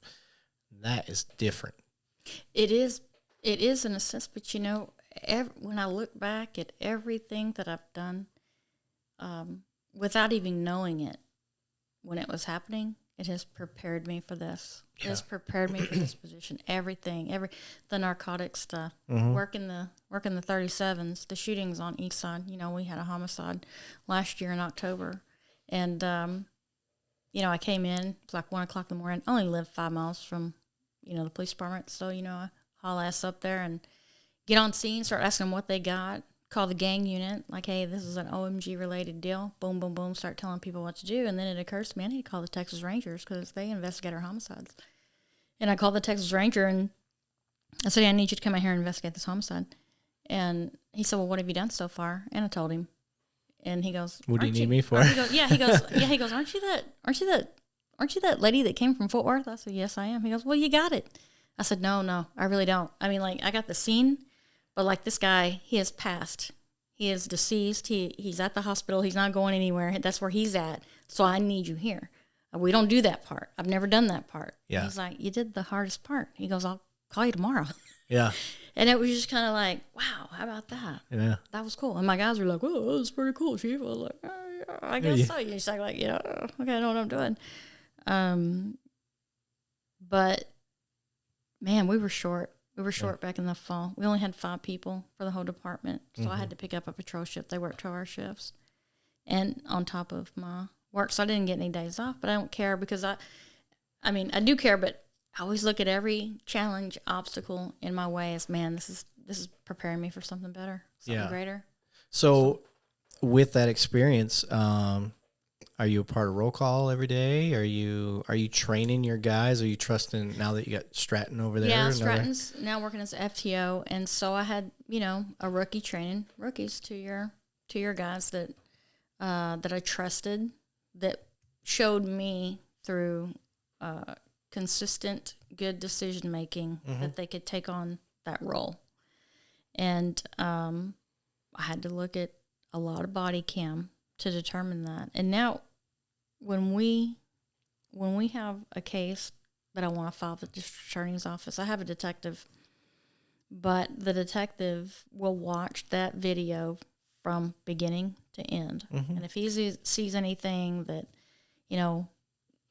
doesn't look good, he'll bring it to my attention, and then I'll watch it and we'll talk about it. Because as you know, with young officers, they had probable cause. They know exactly why they did what they did. They just have a hard time articulating it on paper. Yeah. And so I watch a lot of videos with my folks, especially if it's something that I don't care for, I'm real big on profanity and rudeness. There's just no excuse for it. I mean, now having said that, being in patrol a long time, you got somebody, long chase, you got somebody out at gunpoint, you're going to say some things. But once that gun is holstered, it's time once they're handcuffed, it's time to keep them on the ground. As long as you got to keep them on the ground, regain your composure, and then do what you need to do. So when those things like that happen, I say, come on in here and let's watch this video. You can see the look on their face, like, I don't want to watch this video with her. We talk about it. I said, man, that looks terrible, doesn't it? It sounds terrible. And they're like, yeah, Chief, it sounds horrible. I'm sorry. And I'm not saying no, I haven't done that. But you live and learn. You don't like the way you sound, so now you'll be. If you ever want a guest instructor, I'll come over. I would love it. But for free. Eric, what's so crazy about the cultural change, big and small, them making so little, they never miss work, and they jump at training. Yeah. Oh, they love it. And it's just so much. Coming at Fort Worth, people are like, I don't want to go to training. I want to go to the academy, yada, yada. Well, I can tell you, being a guy that came from a small department, you were always hoping for the fun stuff. It didn't happen. Where at a city like the DFW area, it's you can cherry pick it. You can cherry pick the fun because there's so much of it. All the stuff you signed up to be. I truly don't believe that most people sign up because they want to write you a bunch of tickets. Now, Stadies, I think that's in their blood, and that's just what they signed up to do. Steve Oliver. So he's my retired DPS guy. I have to give him shit. So That's funny. We sign up because we want to catch robbers. We want to catch murders. Yeah. We want to catch, thieves, burglars, all that stuff. That's what we want to do. But when you come from a department, which is, like you said, 82-ish% of the nation, of 10 or less officers, that doesn't happen. It doesn't happen near as often as we thought it would. And you're looking for that next, like that thing that you feel like you're actually helping somebody. Right. So, I love that part of it. I mean, that's really, I hear some officers say, "Oh, I can't work now. I'm ready to retire." And you need to retire. If that's your mindset, if that's your self-talk, then it's probably time for you to move on. But it's not for me. I think a lot of us need to stay, help the young officers navigate their way through full, healthy careers. Yep. And I'm still. I like it, but see, I forget that I'm 30 years older than these cats. I mean, like, they don't get any of my movie jokes. Like, I have a picture of John Wayne in my office, and a young officer, 24 years old, he wanted to know if it was my grandfather. Yeah, and I notice, I'll use a little movie phrase or something. I mean, you're old, but I forget. I don't feel old, so it just really blows my mind when I'll say a movie reference about, you haven't seen The Big Lebowski? No. Dude? Things like that. That is a classic. I don't know the dude, man. I don't know the dude. And, the rug. I felt like it really pulled the room together. Yeah, that's great. Yeah, it does. A rug really pulls the room together. Yeah. It's good stuff. I'm nonstop in this. I'm nonstop movie quotes. Now, I'm lucky. I don't watch anything recent, though. Because all the people but it's generational, like you said. And all the movie references I have, I think 2 of my guys are 38. One's 37. The other one may be 35. And then my oldest is 52. And we're a field unit. That's a good mesh of people. Yeah. That's great to put those heads together. So, and Santos is my grandpa on the team, like literal grandpa. We call him Biden because he kind of forgets what he's saying sometimes and stuff. He gets lost in his words. So, but the movie references is, everybody gets them because we're all in that same generation now. I would so enjoy that work environment. Oh man. I mean, I enjoy what I have now, but it's different as chief. They do treat you differently. But you got a chance to really mold. You know what I mean? And for your spot where you're at, the benefit I see of what you're doing is you're going to be able to instill from what I consider one of the greatest departments in the nation, all those values, all that work, all the progressive movements into one department.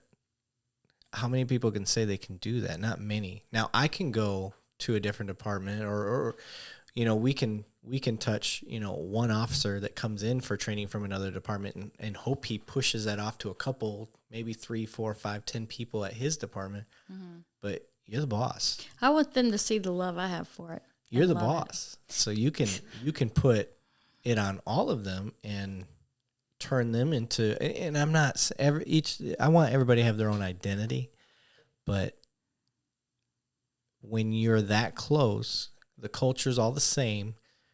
I don't expect what happens in Dallas to work what happens in Minnesota or what happens in LAPD to work in NYPD. I don't expect that. It's different cultures. But where you're at, it's all the same culture. It's all the same. It's pretty damn close. And you could take what you learned from your career and instill it into a department that's growing and maturing and maybe learning what it wants to be. So that's cool. Well, I'm excited. Yeah. One, I think you should be proud of wherever you're at, wherever you're working. Take pride in it. And I hope they love it as much as I love it. And Fort Worth does a lot of things right. Mm-hmm. A lot of things right. No one's perfect, but damn, they do a lot of things right. A lot of, I've taken a lot of ideas and brought them over there, and they've never had that before. And they're like, wow, this is so great. How'd you think of this? I'm not reinventing the wheel, man. This has been going on at Fort Worth for decades. Yep. And, I had some great, like I said, great mentors, great leaders at Fort Worth. And you just take the good part that you like about them and take it with you and be the leader. Really wanted to be the leader that I always wanted. I had one sergeant that I just, we I think I was a high achiever and he was mediocre. I think that was the problem. That's kind of a joke, but we didn't care for each other.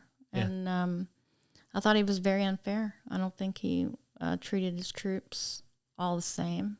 And but I'm glad I went through it at the same time, because had I not, I wouldn't be able to say, I'm going to be the leader. I'm not going to be like him. Yeah. Yeah. It's good to have. It's good to have bad examples. It is. Yeah. I mean, at the time it sucks, but you learn from it. That's not effective. I'm very straightforward. When people come in, I'm like, hey, I can tell you the truth and you're going to be mad at me for a little bit, or I can just blow smoke and, give you a little warm and fuzzy speech, and you'll find out it's not true and you'll hate me forever. Yep.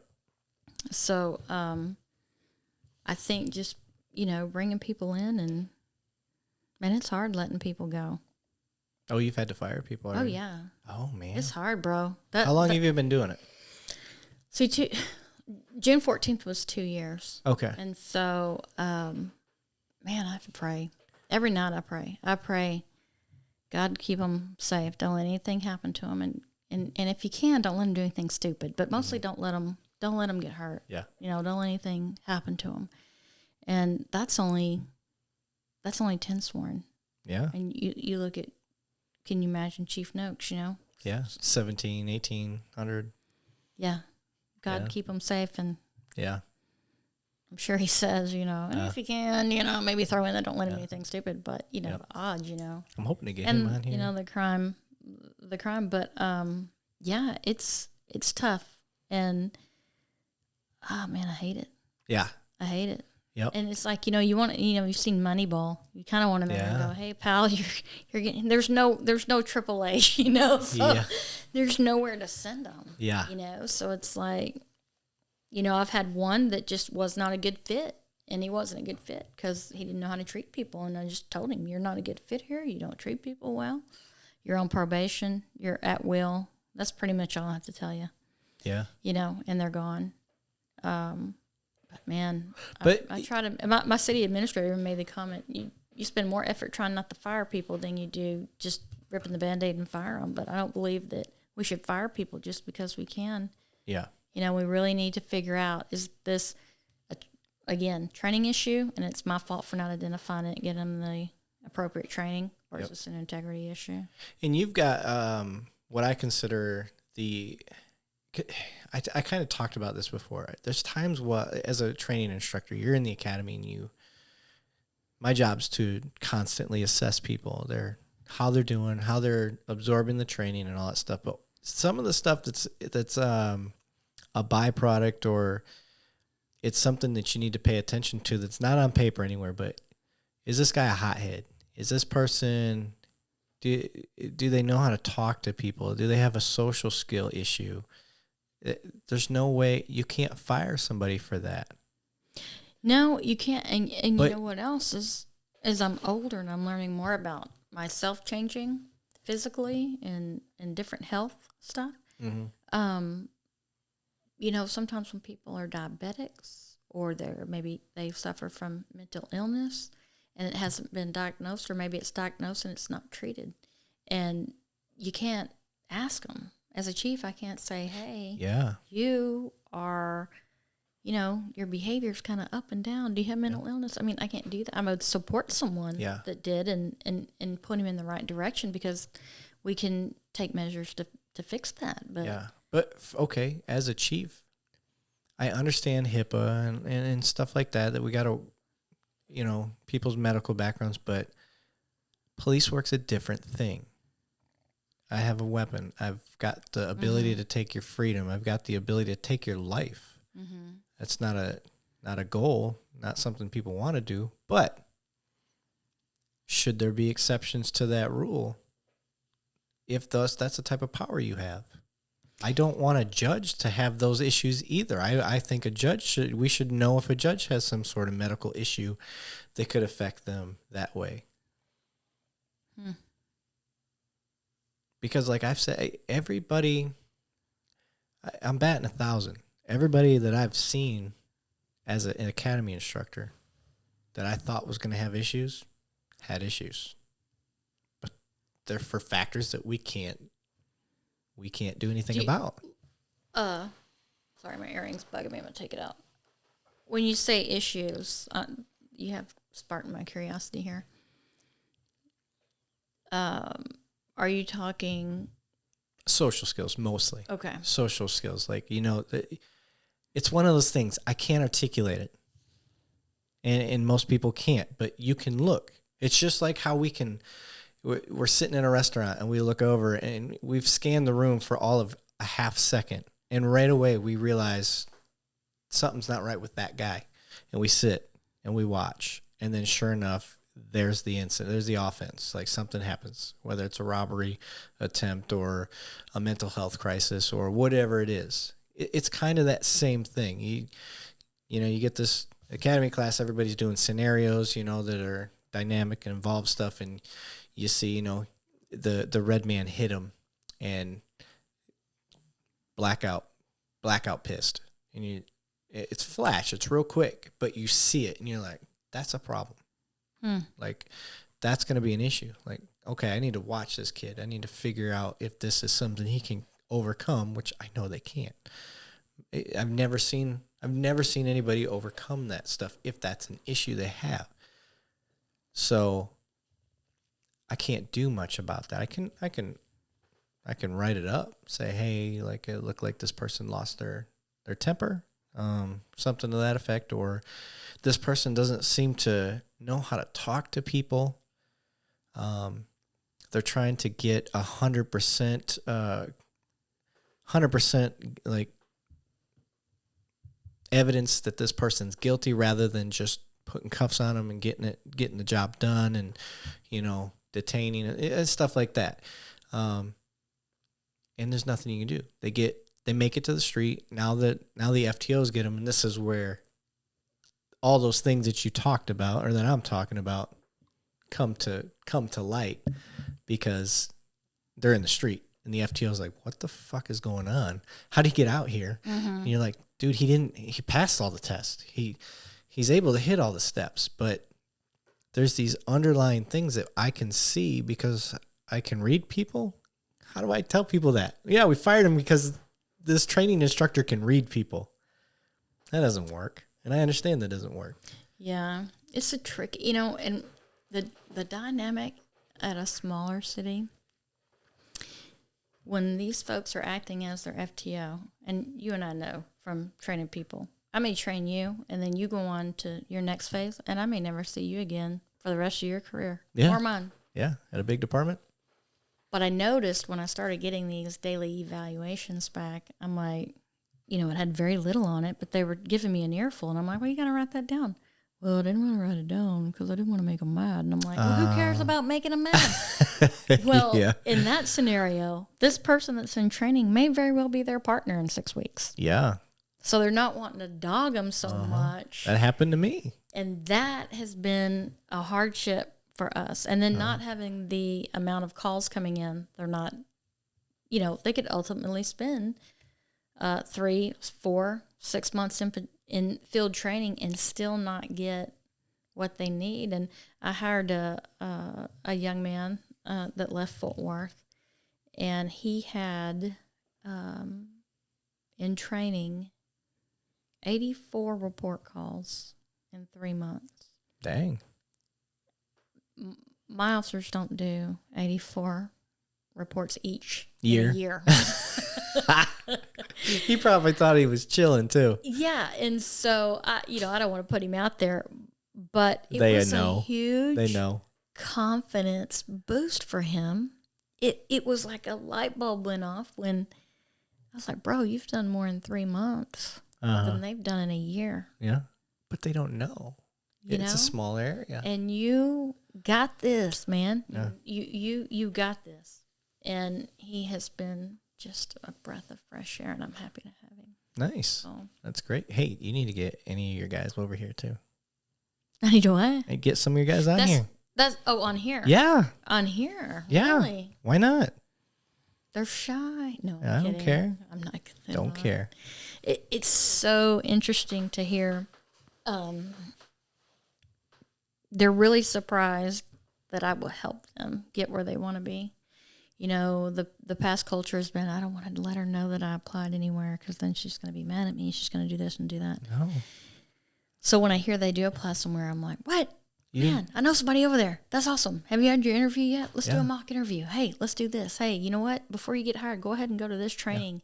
Because when they leave there, I want them to leave and say, man, she did everything she could to facilitate my success. I enjoyed working there. It was a good 2, 3, 4 years. Yeah. And now, you know, she set me up and now I've moved on. Yeah. It's not a career place just because of the pay, but they should be walking away feeling like they were treated with dignity and respect. It goes back to your procedural justice, not just externally, but it needs to happen internally. Yeah. If I don't treat them like I expect them to treat the public, they're not going to treat the public very well if I treat them like crap. And we talked about it briefly before we got started recording, but I told you I think any good leader, their job is to give you the tools you need to succeed. And that's it. I don't think leaders have to do anything more than that. Good ones figure out more stuff to do, but if you at least give your guys the tools they need to succeed, you're going to shine, they're going to shine, everybody's going to shine. And it was a team effort, and that's great. So by you helping your guys get to a level to where they can start branching out, and you're only improving law enforcement nationwide rather than just in your fishbowl. Mm-hmm. It's a very small fishbowl. Well, you know, I like the big fishbowl in Fort Worth, but you know, still, when we brought this up before, you know, it sounds like a small, and it is a small agency. Our population is about 8,000 now, 1.2 square miles, which is, when you look at a Fort Worth police beat, this is about half the size of a normal Fort Worth police beat. Yeah. We try to keep 2 officers on duty. Well, technically, you can go a mile past, right? We can go anywhere we want. We can enforce laws anywhere in the state of Texas. There you go.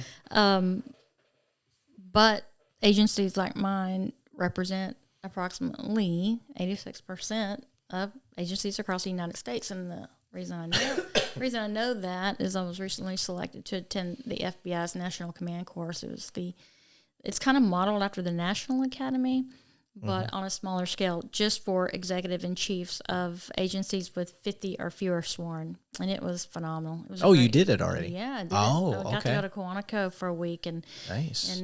And man, it was an honor because I was only one of 2 chiefs in Texas. They were from all over Alaska, Colorado, no Florida. shit. Oh man, it was legit. How'd you get selected for that? They sent out an email and said each FBI office was looking for applications, so I had to send an application, a headshot, a little report. Did you do like a why. 90s glamour shot? No, I did that Fort Worth black felt hat, and that's probably cowgirl. Probably what got it was a cowboy hat. Yeah. Okay. And I was pleasantly surprised. I was selected. I was like, wow, check this out. That's awesome. Yes, it was really great. It's nice. Really, it was really great. What's something big that stands out that they taught you that you took back?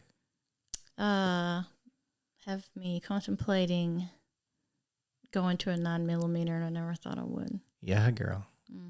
9mm, that's where it's at. Accuracy. I've always carried a 40. Well, back in the day, and maybe they bring this up, but from my understanding, and I'm not a weapons expert, but FBI was the one that coined the 40. And everybody jumped on board with that because ballistics back in the day, the science wasn't as good as it is today for ballistic powders and stuff like that. So the 40 was a good option back then, but science has caught up, and the 9mm is ballistically, as far as the damage it does compared to a 40 and 45, is negligible. There's a very small difference on the ballistic gels. but you get to carry more rounds. It doesn't kick as much, so your accuracy is a lot better. And it's a fast round. So yeah, that's it, accuracy. And so what got me bought in is I bought a 9mm and I went and shot it with Sean Harris. And Sean I Harris. could not believe how much smaller my group was with the 9. Right? I was like, I guess I'm gonna go to a 9. That was really interesting, man. He's our 9. Well, that's a 9. They had a guy come from their firearms section, man, and the dude was just, I don't know, he had this Scottish accent. He was all tatted up. He was probably special forces or something. And his teaching was just so intense. You know, it's like, if I shoot you with this, you know, you're gonna, you know, it was like, dang, like everyone's on their edge. I didn't even want to like get up and go to the restroom. I like waited for break because I didn't know what was going on with him. And he was like probably the coolest thing, most intense. That's awesome. Scottish accents are badass. Yeah, it was legit, man. Is that Sean Connery Scottish? Yeah. Yeah, that's what I thought. Yeah, he's Scottish. Yeah. It was See, pretty cool. your kids probably wouldn't know who that is. My kids would not know who that was. I say kids, I'm sorry. No, they are. I mean, they're younger than my own daughter. You know. Yeah. And, don't bring your daughter around them. Well, she's too old for him, I guess. You know. And they ain't gonna stop them from trying. No. It's a chief's daughter. No, I mean, it doesn't matter. No, I don't think they would go there. I think there's no way. I don't want any part of the chief. No. No or the chief's husband. I always told my daughter if she dated a police officer, I needed to know who it was because she couldn't date anybody that couldn't take a sheet on a call. So that's good. We will not be dating any Super 63s. Yes. You know, if he can't take a sheet on a call, he's probably not going to be really useful around the house. 63 is a common term for your backup, which means they don't do the bulk of the work. They don't have to do the report, none of that. Well, they just show up and help. They shouldn't do anything for you. They should stand there and make sure they watch your back. You know, you got those ones that, you know, the only time they want to be proactive is when they got a 63. Or they don't get their feelers hurt when you are the sheet and you're like, hey, go do this. Right. Like, you don't get to jump on the sheet for free. Like, there are times I need you to do stuff, so... That's an important factor. If you're going to be a 63, be prepared to have to do something. Whatever I tell you, you need to do it. Yeah. So. Yeah, and I had a young officer talking to me about a female officer in his class, and he made the comment, "She's not that great of an officer, but she's a good 63." And I said, "Look, pal. If she ain't a good officer, I don't want her as my 63, you know? So you're not softening your opinion of her, you know? Yep.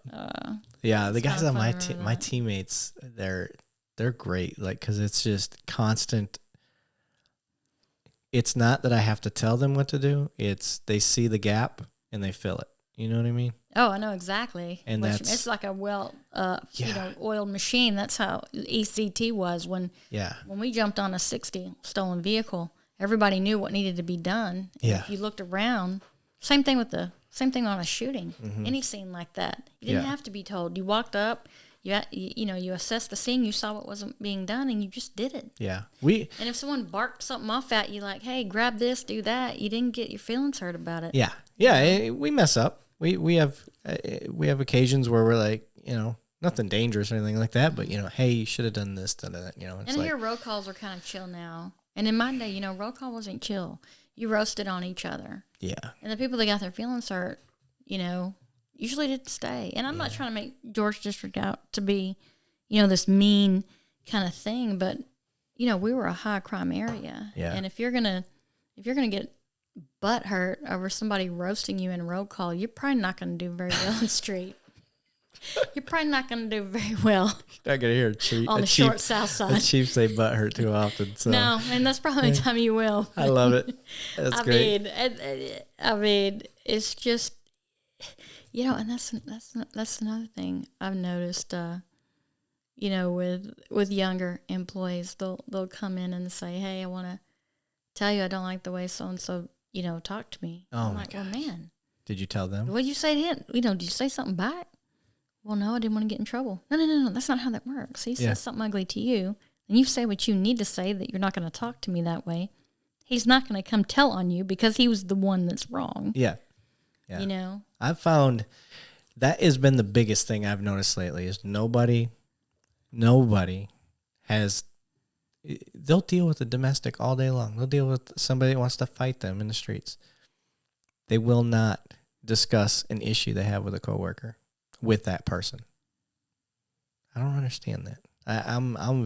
If I got a problem with Gilmore, I'm gonna hey, quit doing that shit. Like, you're pissing me off.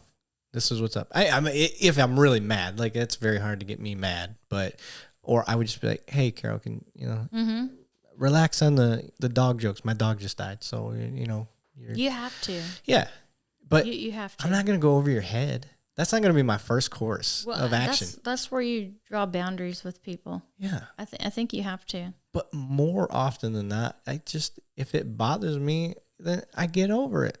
Like, okay, bothered me for a second. Like, was it an emotional response? Like, you know what I mean? Was it true? Like, am I mad because it was true? Shit. Yeah. So it's a moment of self-reflection.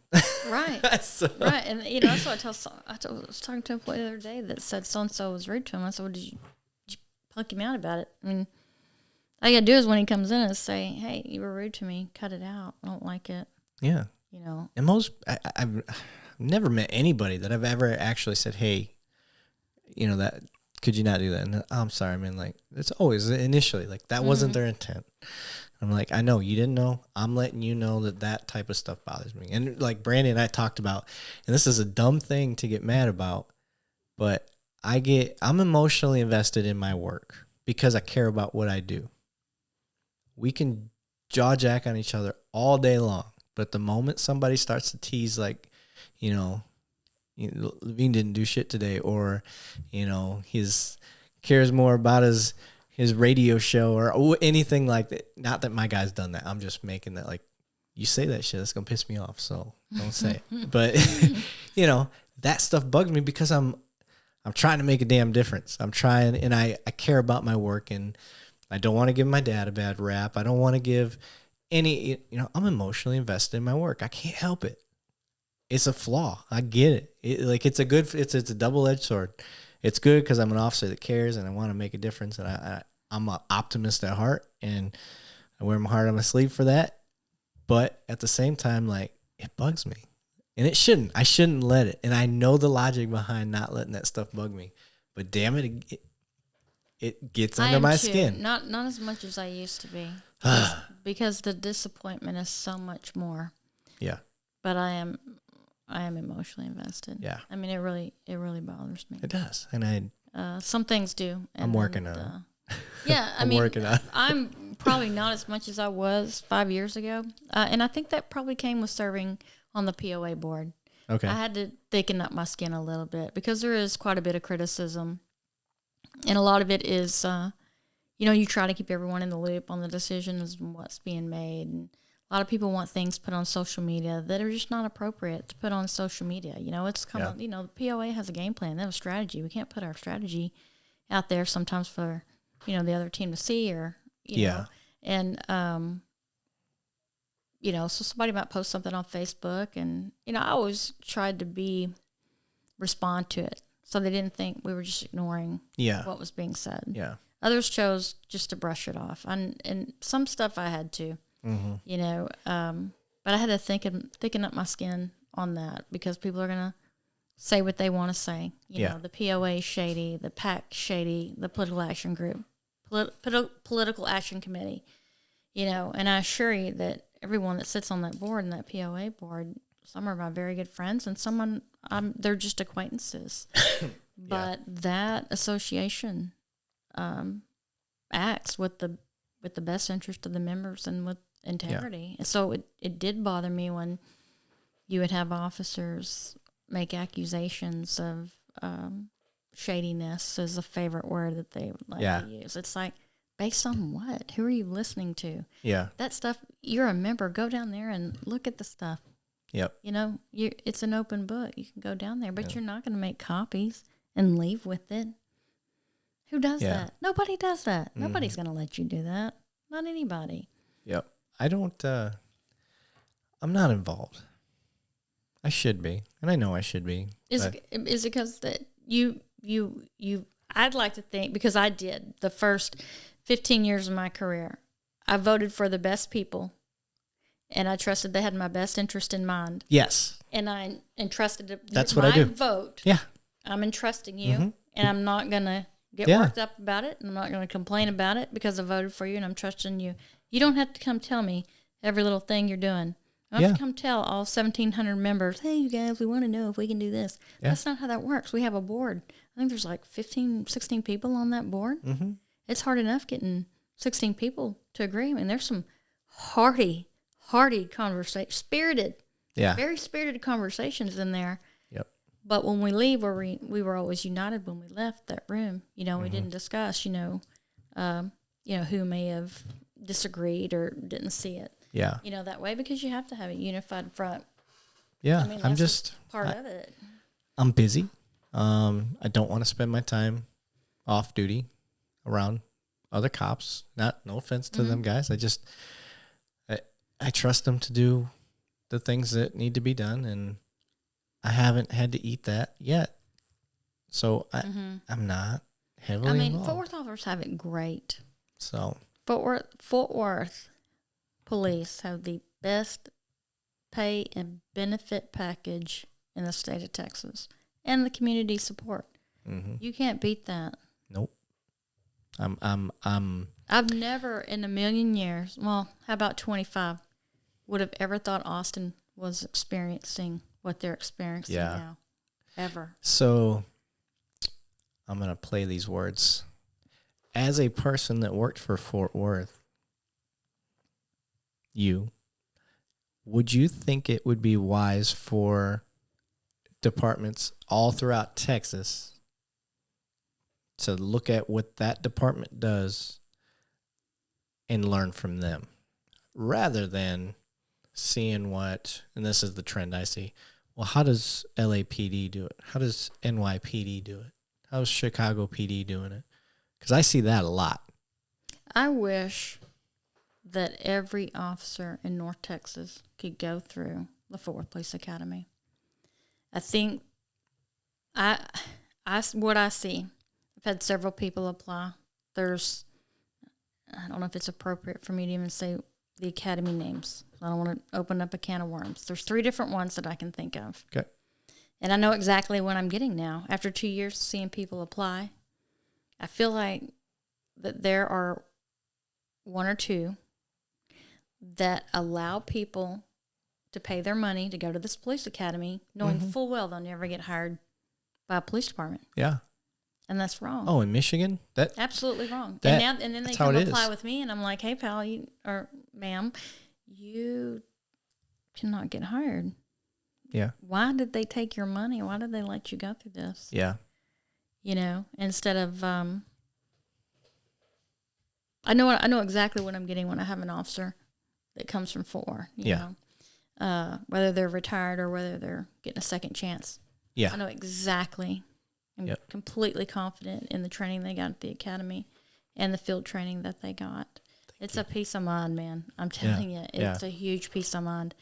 And the knowledge, the penal code and the CCP knowledge of the officers that came from Fort Worth compared to these other academies. And I'm just like, I don't know what their curriculum is. I don't know, what's happening, but I see a few people that have applied, and it's beyond me. Why did they take your money and let you go through that academy knowing full well you wouldn't be hired? It's wrong. It's unethical. Yeah, I'm with you. It's one of those things. I like the research aspect. I like when departments like Fort Worth or other departments that are doing innovative things, like the procedural justice stuff. That was pretty new.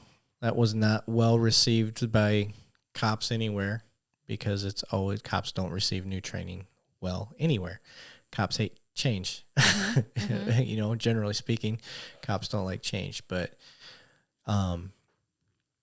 anytime you've got departments that are ahead of the curve on this stuff, I would really like to see these research colleges do some academic work on it and put that stuff out there. Because all too often, when other departments try to model after these big agencies, It all starts from, well, this academic work shows that this department did this, and here's the benefits. So you need to have a college back up what you're doing. It's weird. And I don't know if you're aware of that, but through the course of my studies and stuff, I started realizing, like, that's the trend. Like, if you want your department, if you want to shine, get some academic researchers to give them free reign. Come check out what we're doing. What is it that you want to research on our department? You want to research our community policing? Great. Come check out our MPOs. Oh, you don't know what an MPO is? Here, research that. Show the benefits of all that stuff. Oh, you don't know what a CCPD fund is? Okay, research that.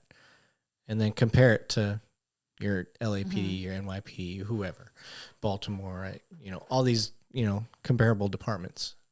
And then show the academic world. You're not going to hit everybody, but you're going to help improve departments nationwide. How long is the academy now? I think it's 10 months, or it's going to be 10 months. It was 8. And field trainings has stayed the same, right? Pretty much. Yeah, I think that's 4 months. Yeah, see, I think that, and this is not going to be it's not going to be a popular thing, I'm going to say, but I think field training should be extended. You're learning 10 months. No, I agree. Of information that now you're trying to apply. Mm-hmm. Man, 10 months of academy, 10 months of field training. Yeah. I'm with you. Apply that 10 months into 10 months of field training. And let's see what does that do, Yeah. And I know, not everybody wants to be an FTO. I always tell my youngsters that are frustrated with their FTOs, listen, if you think you're frustrated, think about that guy, man. He's had to change his whole routine to train you. Mm-hmm. Man, I don't know.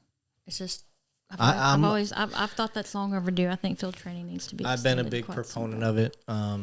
Another big proponent of something that I've pushed out on here before is a mandatory blue belt program for jiu-jitsu. Isn't it hard, though, to get a blue belt? 2 years is the average. I mean, like, you're saying, like, before you get hired, or no, as you're going through the process? As you're going through. So you're going to get your beginner stuff while you're in the academy. And control tactics or defensive tactics or whatever your academy calls it, that needs to be from day one till the last day. None of this block training. You need to you get there in the morning, you do your control tactics first, let's say, and then you go and then you do your PT for the day. So you've got that 2 hour block. I said block. I shouldn't say block because I just said don't do block training. But you have that 2 hour window where just that block. Yeah. So you've gotten your control tactics, defensive tactics, whatever you want to call it, and your physical training out of the way early in the morning, and then the rest of the day is all academic stuff. So, but you've done it every day from day one to the last day. So if you have an 8-month academy, okay, so now you've just done 8 months of you got to baby step it. So you're not getting 8 months of jiu-jitsu training, but eventually towards the end, your last 4 months is probably when you're starting to get into the jiu-jitsu stuff, ground grappling, whatever you want to call it. And then, so certain agencies give you $1,000 for completing your PT test, your annual PT test, right? Mm-hmm. I know of programs that are already out there that exist that jiu-jitsu gyms basically adopt a cop, like come to our gym, and we'll give you a discounted rate and all that stuff. So if you had a mandatory blue belt program that's within the community that they are serving, I know for a fact, I don't know a single jiu-jitsu gym, because that's just the type of people, jiu-jitsu gyms are. They want our cops to be safer, and they want cops to be controlled, and they're going to be safer because they're going to have a different confidence level, and confident cops make safer cops. It makes safer suspects and safer citizens. So you do, instead of that $1,000 a year for just doing your PT test, let's say they have to get their blue belt within 2 years, and there's a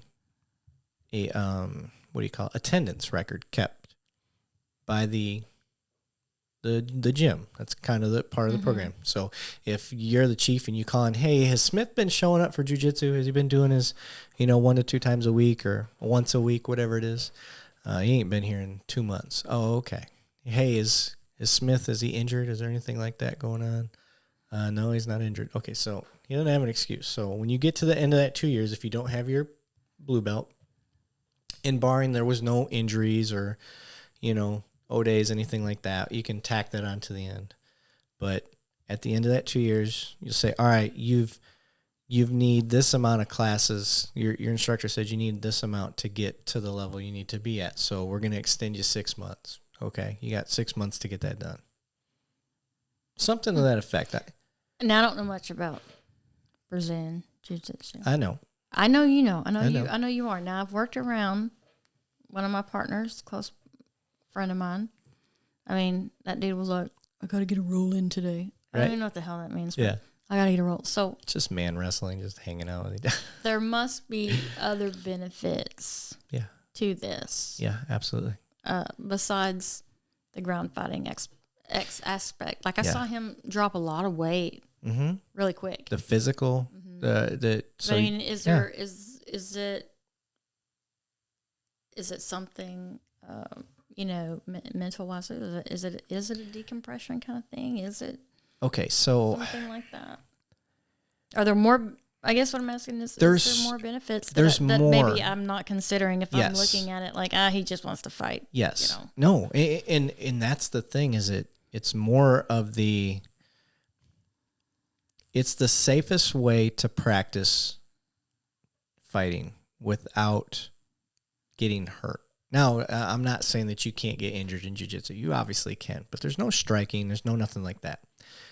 And yeah, because you guys get whacked in the ear and then get that. The cauliflower ear. Yeah, that happens. That happens on occasion. If you're. Is that one smack or is that several smacks? That some people are more predisposition to get that. I think it's a genetic thing. I've done it since 2006. I've never gotten it. Never even gotten close. Some people it's interesting. Yeah. So yeah, you're right. But with jiu-jitsu, there's so many benefits that I can't list them all, but the most important ones for me is most officers get in trouble in that 0 to 5 year mark. And if they get any use of force trouble, it's typically because they went too hard in the paint because they weren't confident in their abilities. So they escalated. And that lack of confidence puts that officer at that much of a higher risk factor when he's out in the streets. So unconfident officers make unsafe officers, and unsafe officers get in trouble or get hurt, which is bad for everybody. Bad for them, bad for the suspect, bad for their partners. 2 years of rolling, okay?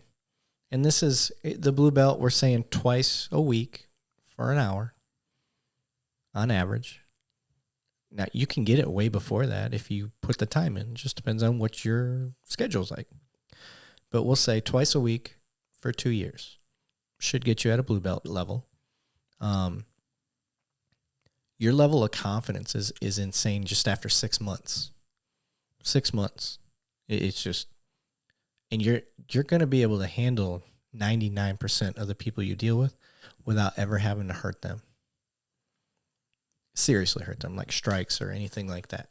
So, and that's not just me saying that from my experience. This is, listen to anything Henner Gracie talks about because he does the Gracie survival tactics. I took that course. I'm an instructor for them. My cert probably is expired by now because I never re-upped it, but huge believer in that. But learning how to grapple will make you better all around as an officer, confidence-wise. So I know it's the unknown that gets us in trouble, right? You do jiu-jitsu for 2 years, get that blue belt, you're going to know I can stand right next to you, and that's the safest spot for me, rather than the distance you and I are right now. Because right now, you're at the end of my punch. That's a bad place to be. You've put some thought into this, I see. Oh, I've got a whole write-up, girl. I got a whole write-up. I'm just going to use my words. Yeah, I firmly believe that rather than trying to get these guys to go to the gym and work out, what good is working out going to do you? What good does that do you? Yeah, you get physically fit. That's great. You look good in your uniform. Awesome. But it's not functional. But you can't handle up. Yeah, it's not functional.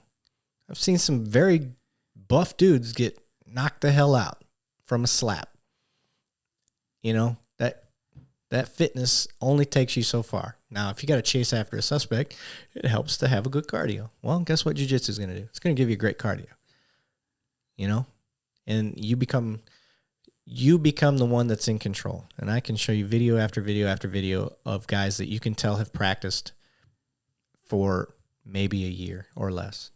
I tell all the recruits that I've ever trained, if you give me 3 months of jiu-jitsu, once you get out of here, 3 to 5 days a week, you will be light years ahead of everybody you deal with. But I know that 3 months is going to get them hooked. It's going to get them addicted. And everybody that I've talked to that I've gotten into jiu-jitsu after they graduated, after the academy, has stuck with it. I believe that. So because almost everyone that I know that's gotten involved with that, they stick with it. Yeah. They like it. But there's something to it. Safety wise, and I'm not knocking other stuff. Boxing, kickboxing, Muay Thai, judo, wrestling. All those are great. They're all great, and I think those all have their merits. But for police work, what we do, I want everybody to be safe.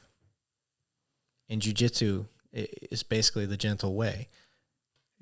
It helps me get people in positions, cuffing positions and stuff like that by manipulating limbs without having to strike them. I can strike, but if I do it the right way, I can avoid it most of the time. Or I can use a distraction strike. So it's the shit. I believe that, but you know, my chief wheels are turning, and I'm picturing some citizen saying, well, he didn't use the jiu-jitsu G14 move that he was trained to do. Here's my argument to that. You're a Texas girl. Yes, I am. Okay. You ever tackled anybody while on duty? Yes, I have. Were you trained to tackle? Officially, no. Okay. But was it reasonable? Absolutely. Okay, that's all that matters. Okay, don't school me. I'm the chief. That's all that matters. I'm kidding. If the move if what the officer did was reasonable, okay, and that's it. That's all I look at. Is it reasonable? So if you can chalk it up to, was it reasonable for him to put him in an arm bar and get him in a... Well, you know, city legal's going to want a policy on that. Yeah. But you don't have to reinvent the wheel. They're out there. Okay. Those policies are out there. What department do you know that's real big on that? I'm curious. We can talk offline on that one. Oh, okay, yeah. Okay, cool. The city you're currently in. Oh, I did not know that. That's where I got my GST instructor certificate. Well, how about that? That's good to know. Yeah, that's interesting. They're on top of it. So yeah, awesome, awesome. Yeah, and if you could approve lateral vascular neck restraints, that'd be awesome too. AKA rear naked chokes. That actually was in my policy, and I just took it out. I don't want them doing chokeholds. Yeah, I should smack you right now for that. Well, sorry. You don't know what you don't know, though. Well, you know, the chokehold is not real popular. It doesn't look good. It doesn't look good. I will fully... I'm sure if you don't do it correctly. So here's my thing. Okay, so do you believe your officer could use a chokehold if he's in a deadly force situation? Deadly force, yes. Okay. So let's say he uses a chokehold in a deadly force situation and the person goes out. Right? They pass out. Okay. He's not trained. He doesn't know. He's never done a chokehold. He doesn't do anything. And he keeps holding past the point that the guy passes out because he doesn't know any better. Then he kills the guy. He's in a deadly force. He's in fear of his life. Right. Okay. Mm-hmm. But what are we trained to do? We discontinue the force that we're using once it's de-escalated, correct? If you know that it's achieved. Right. I mean, if you're getting your butt handed to you and you're just holding on for dear life, you know. So here's where the argument's going to be made, in my opinion, is they're going to get their use of force experts and they're going to say, our client, who's deceased now, wouldn't be deceased had the officer discontinued that use of force once he was unconscious. But he didn't know any better because he wasn't trained. Versus, now the bad guy's still alive, which is always a plus, even though they may have tried to kill you. It's always a plus if we can bring them in alive. And once the guy was passed out, because it's a blood choke, it's not an air choke. Once he passes out, boom, he put the cuffs on. He knew that because of his training, he knew that person was unconscious. He knew as soon as he went out, and he discontinued that use of force, switched over, handcuffed, took the guy into custody. So this is part of my argument. People do jujitsu all day long, thousands of places all over the United States, and they choke each other out. Nobody's dying. Okay? It's because they're trained in it. I have been personally, I'm telling you, at least 30 times choked unconscious. Just lights out. Just out. And it's because I'm stubborn. And then what happens? How long are you out? You're out a few seconds, and you wake up, and you're like, I've been knocked out so many times now, I realize it. Like, I know what happened. But when you first get it, you're like, what the fuck happened? Like, why is everybody staring? You know, you go right back into the mode that you were in because you think you're still rolling. But if you're trained in it, and there's a department that's been using it since the 70s, and they've got 0 deaths, zero bodily injuries from it, and 0 litigation. So I think they're out of Kansas City, but I could show you that stuff. Trust me, I got a whole folder on. I was going to present it one day, but I never did. But anyway, to me, it's a tool. It's a very valuable tool because if I can choke someone, put them out. I mean, look at the UFC. Happens in the UFC too. If I can choke someone, put them out, put them in cuffs safely, versus whipping out the baton, going to town that way, getting the taser. I'm on a street and the guy plants it, knocks himself out. Now I've got to deal with maybe a TBI. Versus controlling somebody, making them pass out, and then putting them in cuffs. There's going to be no injury if they're trained. And in my fix, because I over here squirming in my chair, like. And my fix, and this is my fix for that. I hear you. Here's my fix, because never try to present something without a way to do it. Every 6 months, let's say, you got to get recerted in a taser, right? So to start out, let's say every 6 months, you've got to prove proficiency and train in the LVNR. That's the common term for it. I just call it a rear naked choke. But every 6 months, you have to show a proficiency. It's like a certificate. If you want to use this tool, then you got to keep staying certified in it. So we'll say every 6 months. And if you want to use it, just like the taser, your first time, guess what happens to you? You got to get put out. That's my fix. I'm a big proponent for it. Now, I just put you on the spot. I don't expect you to say anything, but I can show you a plethora of very valuable research and experts that are outside of law enforcement. So you're not just getting one side. And one being Henner Gracie that teaches this stuff. And yeah, it's not something I ever thought about. Yeah. It's not because I'm saying I'm not for it. Yeah. I've never given it any thought. Yeah. Well, it makes sense. You don't do this, you don't do the sport, and it's not something that you have a whole bunch of experience seeing. Mm-hmm. And then the times we do see it in the media, it doesn't look good. It probably wasn't the right way, or, it's misdiagnosed. A blood choke versus an air choke are two very different things. A proper rear naked choke doesn't affect the airway at all. It's just these two big carotid arteries on your neck. Chop them off, cuts the blood flow off. You go out, roll over. I've got a video of a German police officer dealing with a very combative suspect. And he takes a few licks to get in on the suspect. Gets in there, though. Puts him out in a matter of 3-4 seconds. Guy goes to sleep. He lays his head down, grabs his arms, puts him in cuffs. And I'm like, beautiful. Guy wakes up in cuffs, pissed. So he's practiced a few times. Yeah. He's proficient. Yes. So I obviously trained. You know, we don't have we don't are nowhere near the call load for this. Yeah. Nowhere near the use of force, pulling out our weapons. I mean, when I worked east side, in patrol in those days, I mean, I was pulling out my gun daily. And I don't think the public they don't realize those situations are happening. And that's why your officers are at more risk for getting themselves in trouble unintentionally, because they don't deal with it as often. But when it happens, you want them prepared. So that's... Yeah, you make a good point. So that's... Yeah. Well, I was a use of force instructor. We had a pretty... we had an incident that involved a lot of people. Hundreds of people, and they'd never seen anything like that before. And thankfully, Sarah was there. You know, she's handled that several times, so she was able to delegate and navigate. But they were like during the headlines, like, whoa, wait a minute. Everybody stick together. But you're right, it could have went really, ugly had that experience not been there. Yep. Yeah. So I'm telling you, girl, anytime you want some training, we can just go and tabletop stuff. Yeah, they love it. They jump on everything. They're so excited. You know, we did rifle school for them.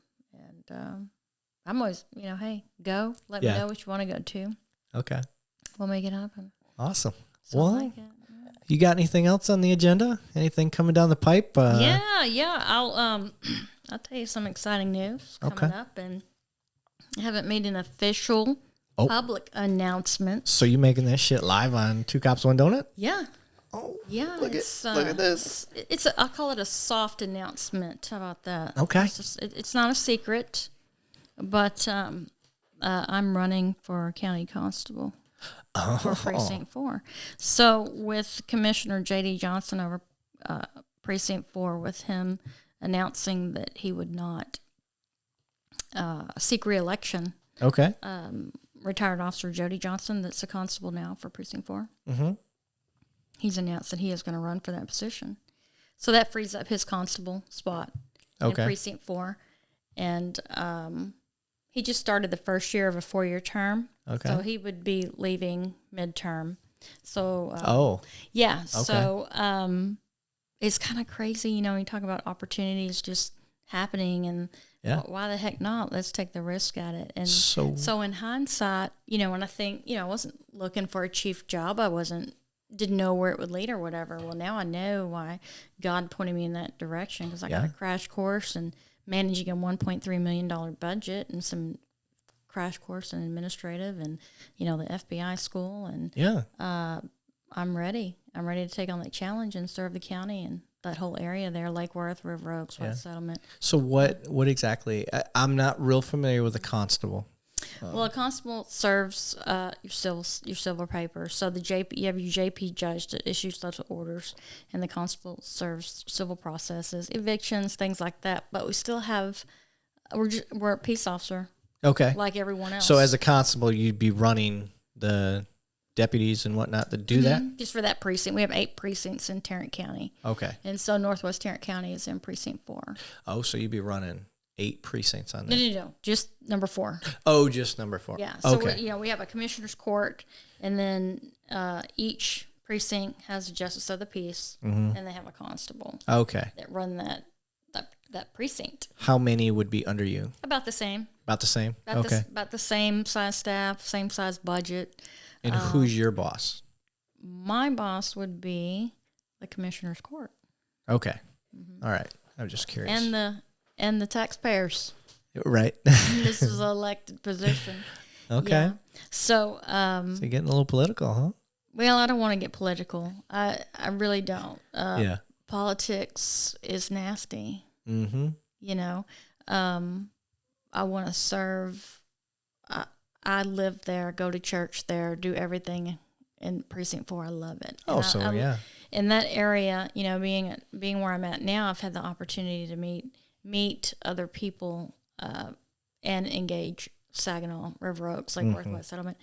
And they have taken notice at some of this stuff, and it's such a huge compliment. And they go, hey, we know who you are and, what you're doing over there. And I thought, man, how can I serve in a larger capacity? Yeah. Beyond, the city. And so when Jody announced, it was like, bam, who would have thought this would have came up at this time? Right. And so I said, I'm doing it, and I'm confident I'm going to win, and I'm excited. Nice. So the primary is in March, but with the redistricting, there's rumors that it might get pushed to June or July, and then on the general election next November. Oh, okay. Yeah. So I'm stoked. So no more chief job, right? If you do that, no more chief job. It would be an elected position. Okay. And a little less crime fighting, but still have the opportunity to crime fight. Yeah. But like anything, I'd approach it just like I have this. You're go over there, learn the culture, identify what their needs are, what tools they need to, continue to be successful. Yep. In the precinct and push forward. Yeah. And, I'm 51 and,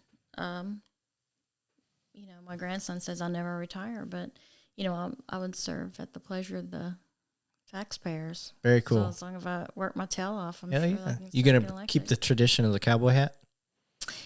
Special occasions. There you go. Things like that. Yeah. So. That's what's up. But I'll have a more formal public announcement pretty soon. But, I figured, we're all cops. We're all family. So might as well tell the family first, right? That's awesome. I'm excited. I'm excited for you. That's very cool. Well, yeah, I'm stoked. Okay. I'm stoked. So, in worst case scenario, if you don't get it, you're still a chief. Yeah. Right? Yeah, absolutely. So, but I'm going to get it. You're going to get it. I know you're going to get it. I'm going to get it. I know you get it. All right. I'm excited. I'm excited to serve the county. I'm excited to.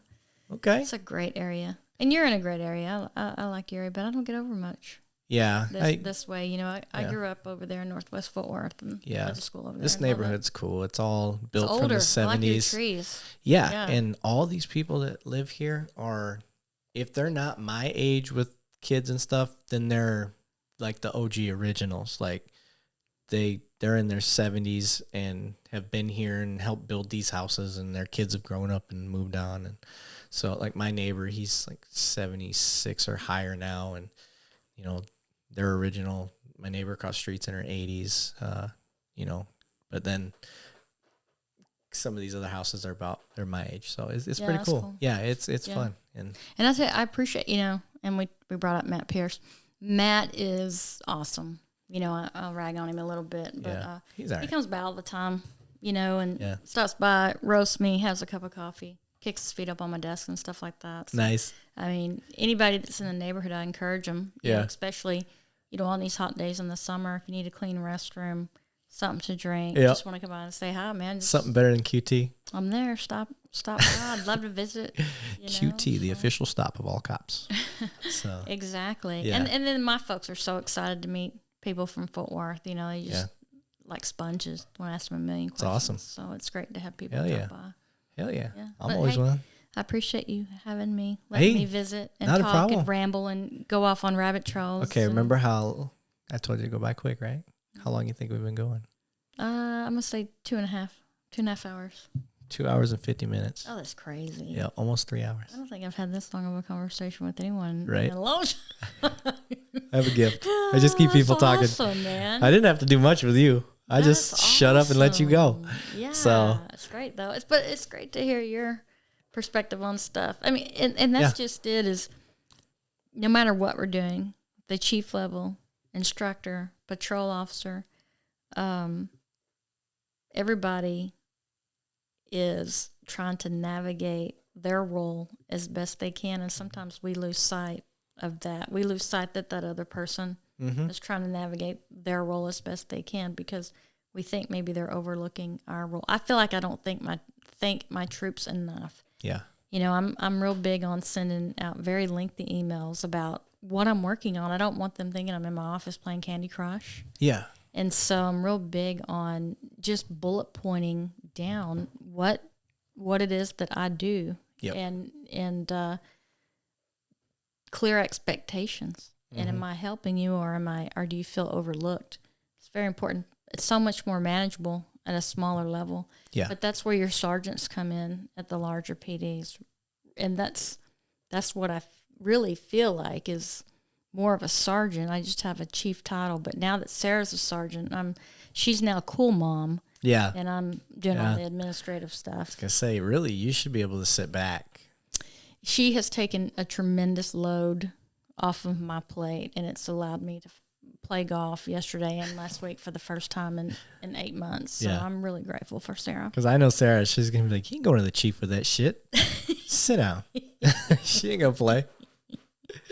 She's hilarious. But yeah, I'm grateful. Yeah. And this is awesome. I'm proud of you. Thank you. Keep doing it. I'm trying.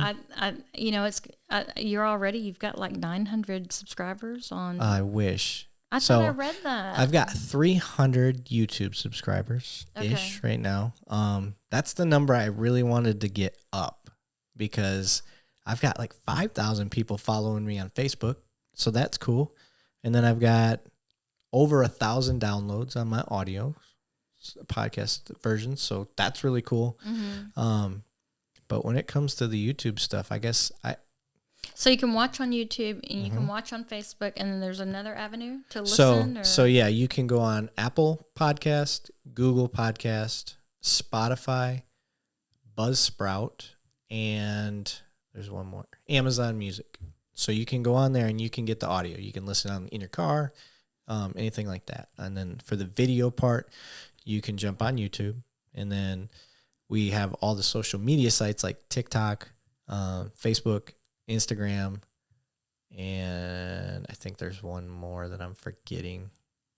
But yeah, so we got all those social media things where we try to keep up with talking to people and telling them what we got coming down the pipeline and engaging people with, like today I posted, like send pictures of your fur missiles, everybody likes canine. Mm-hmm. So right. The intent was to have just canine officers show, their partners.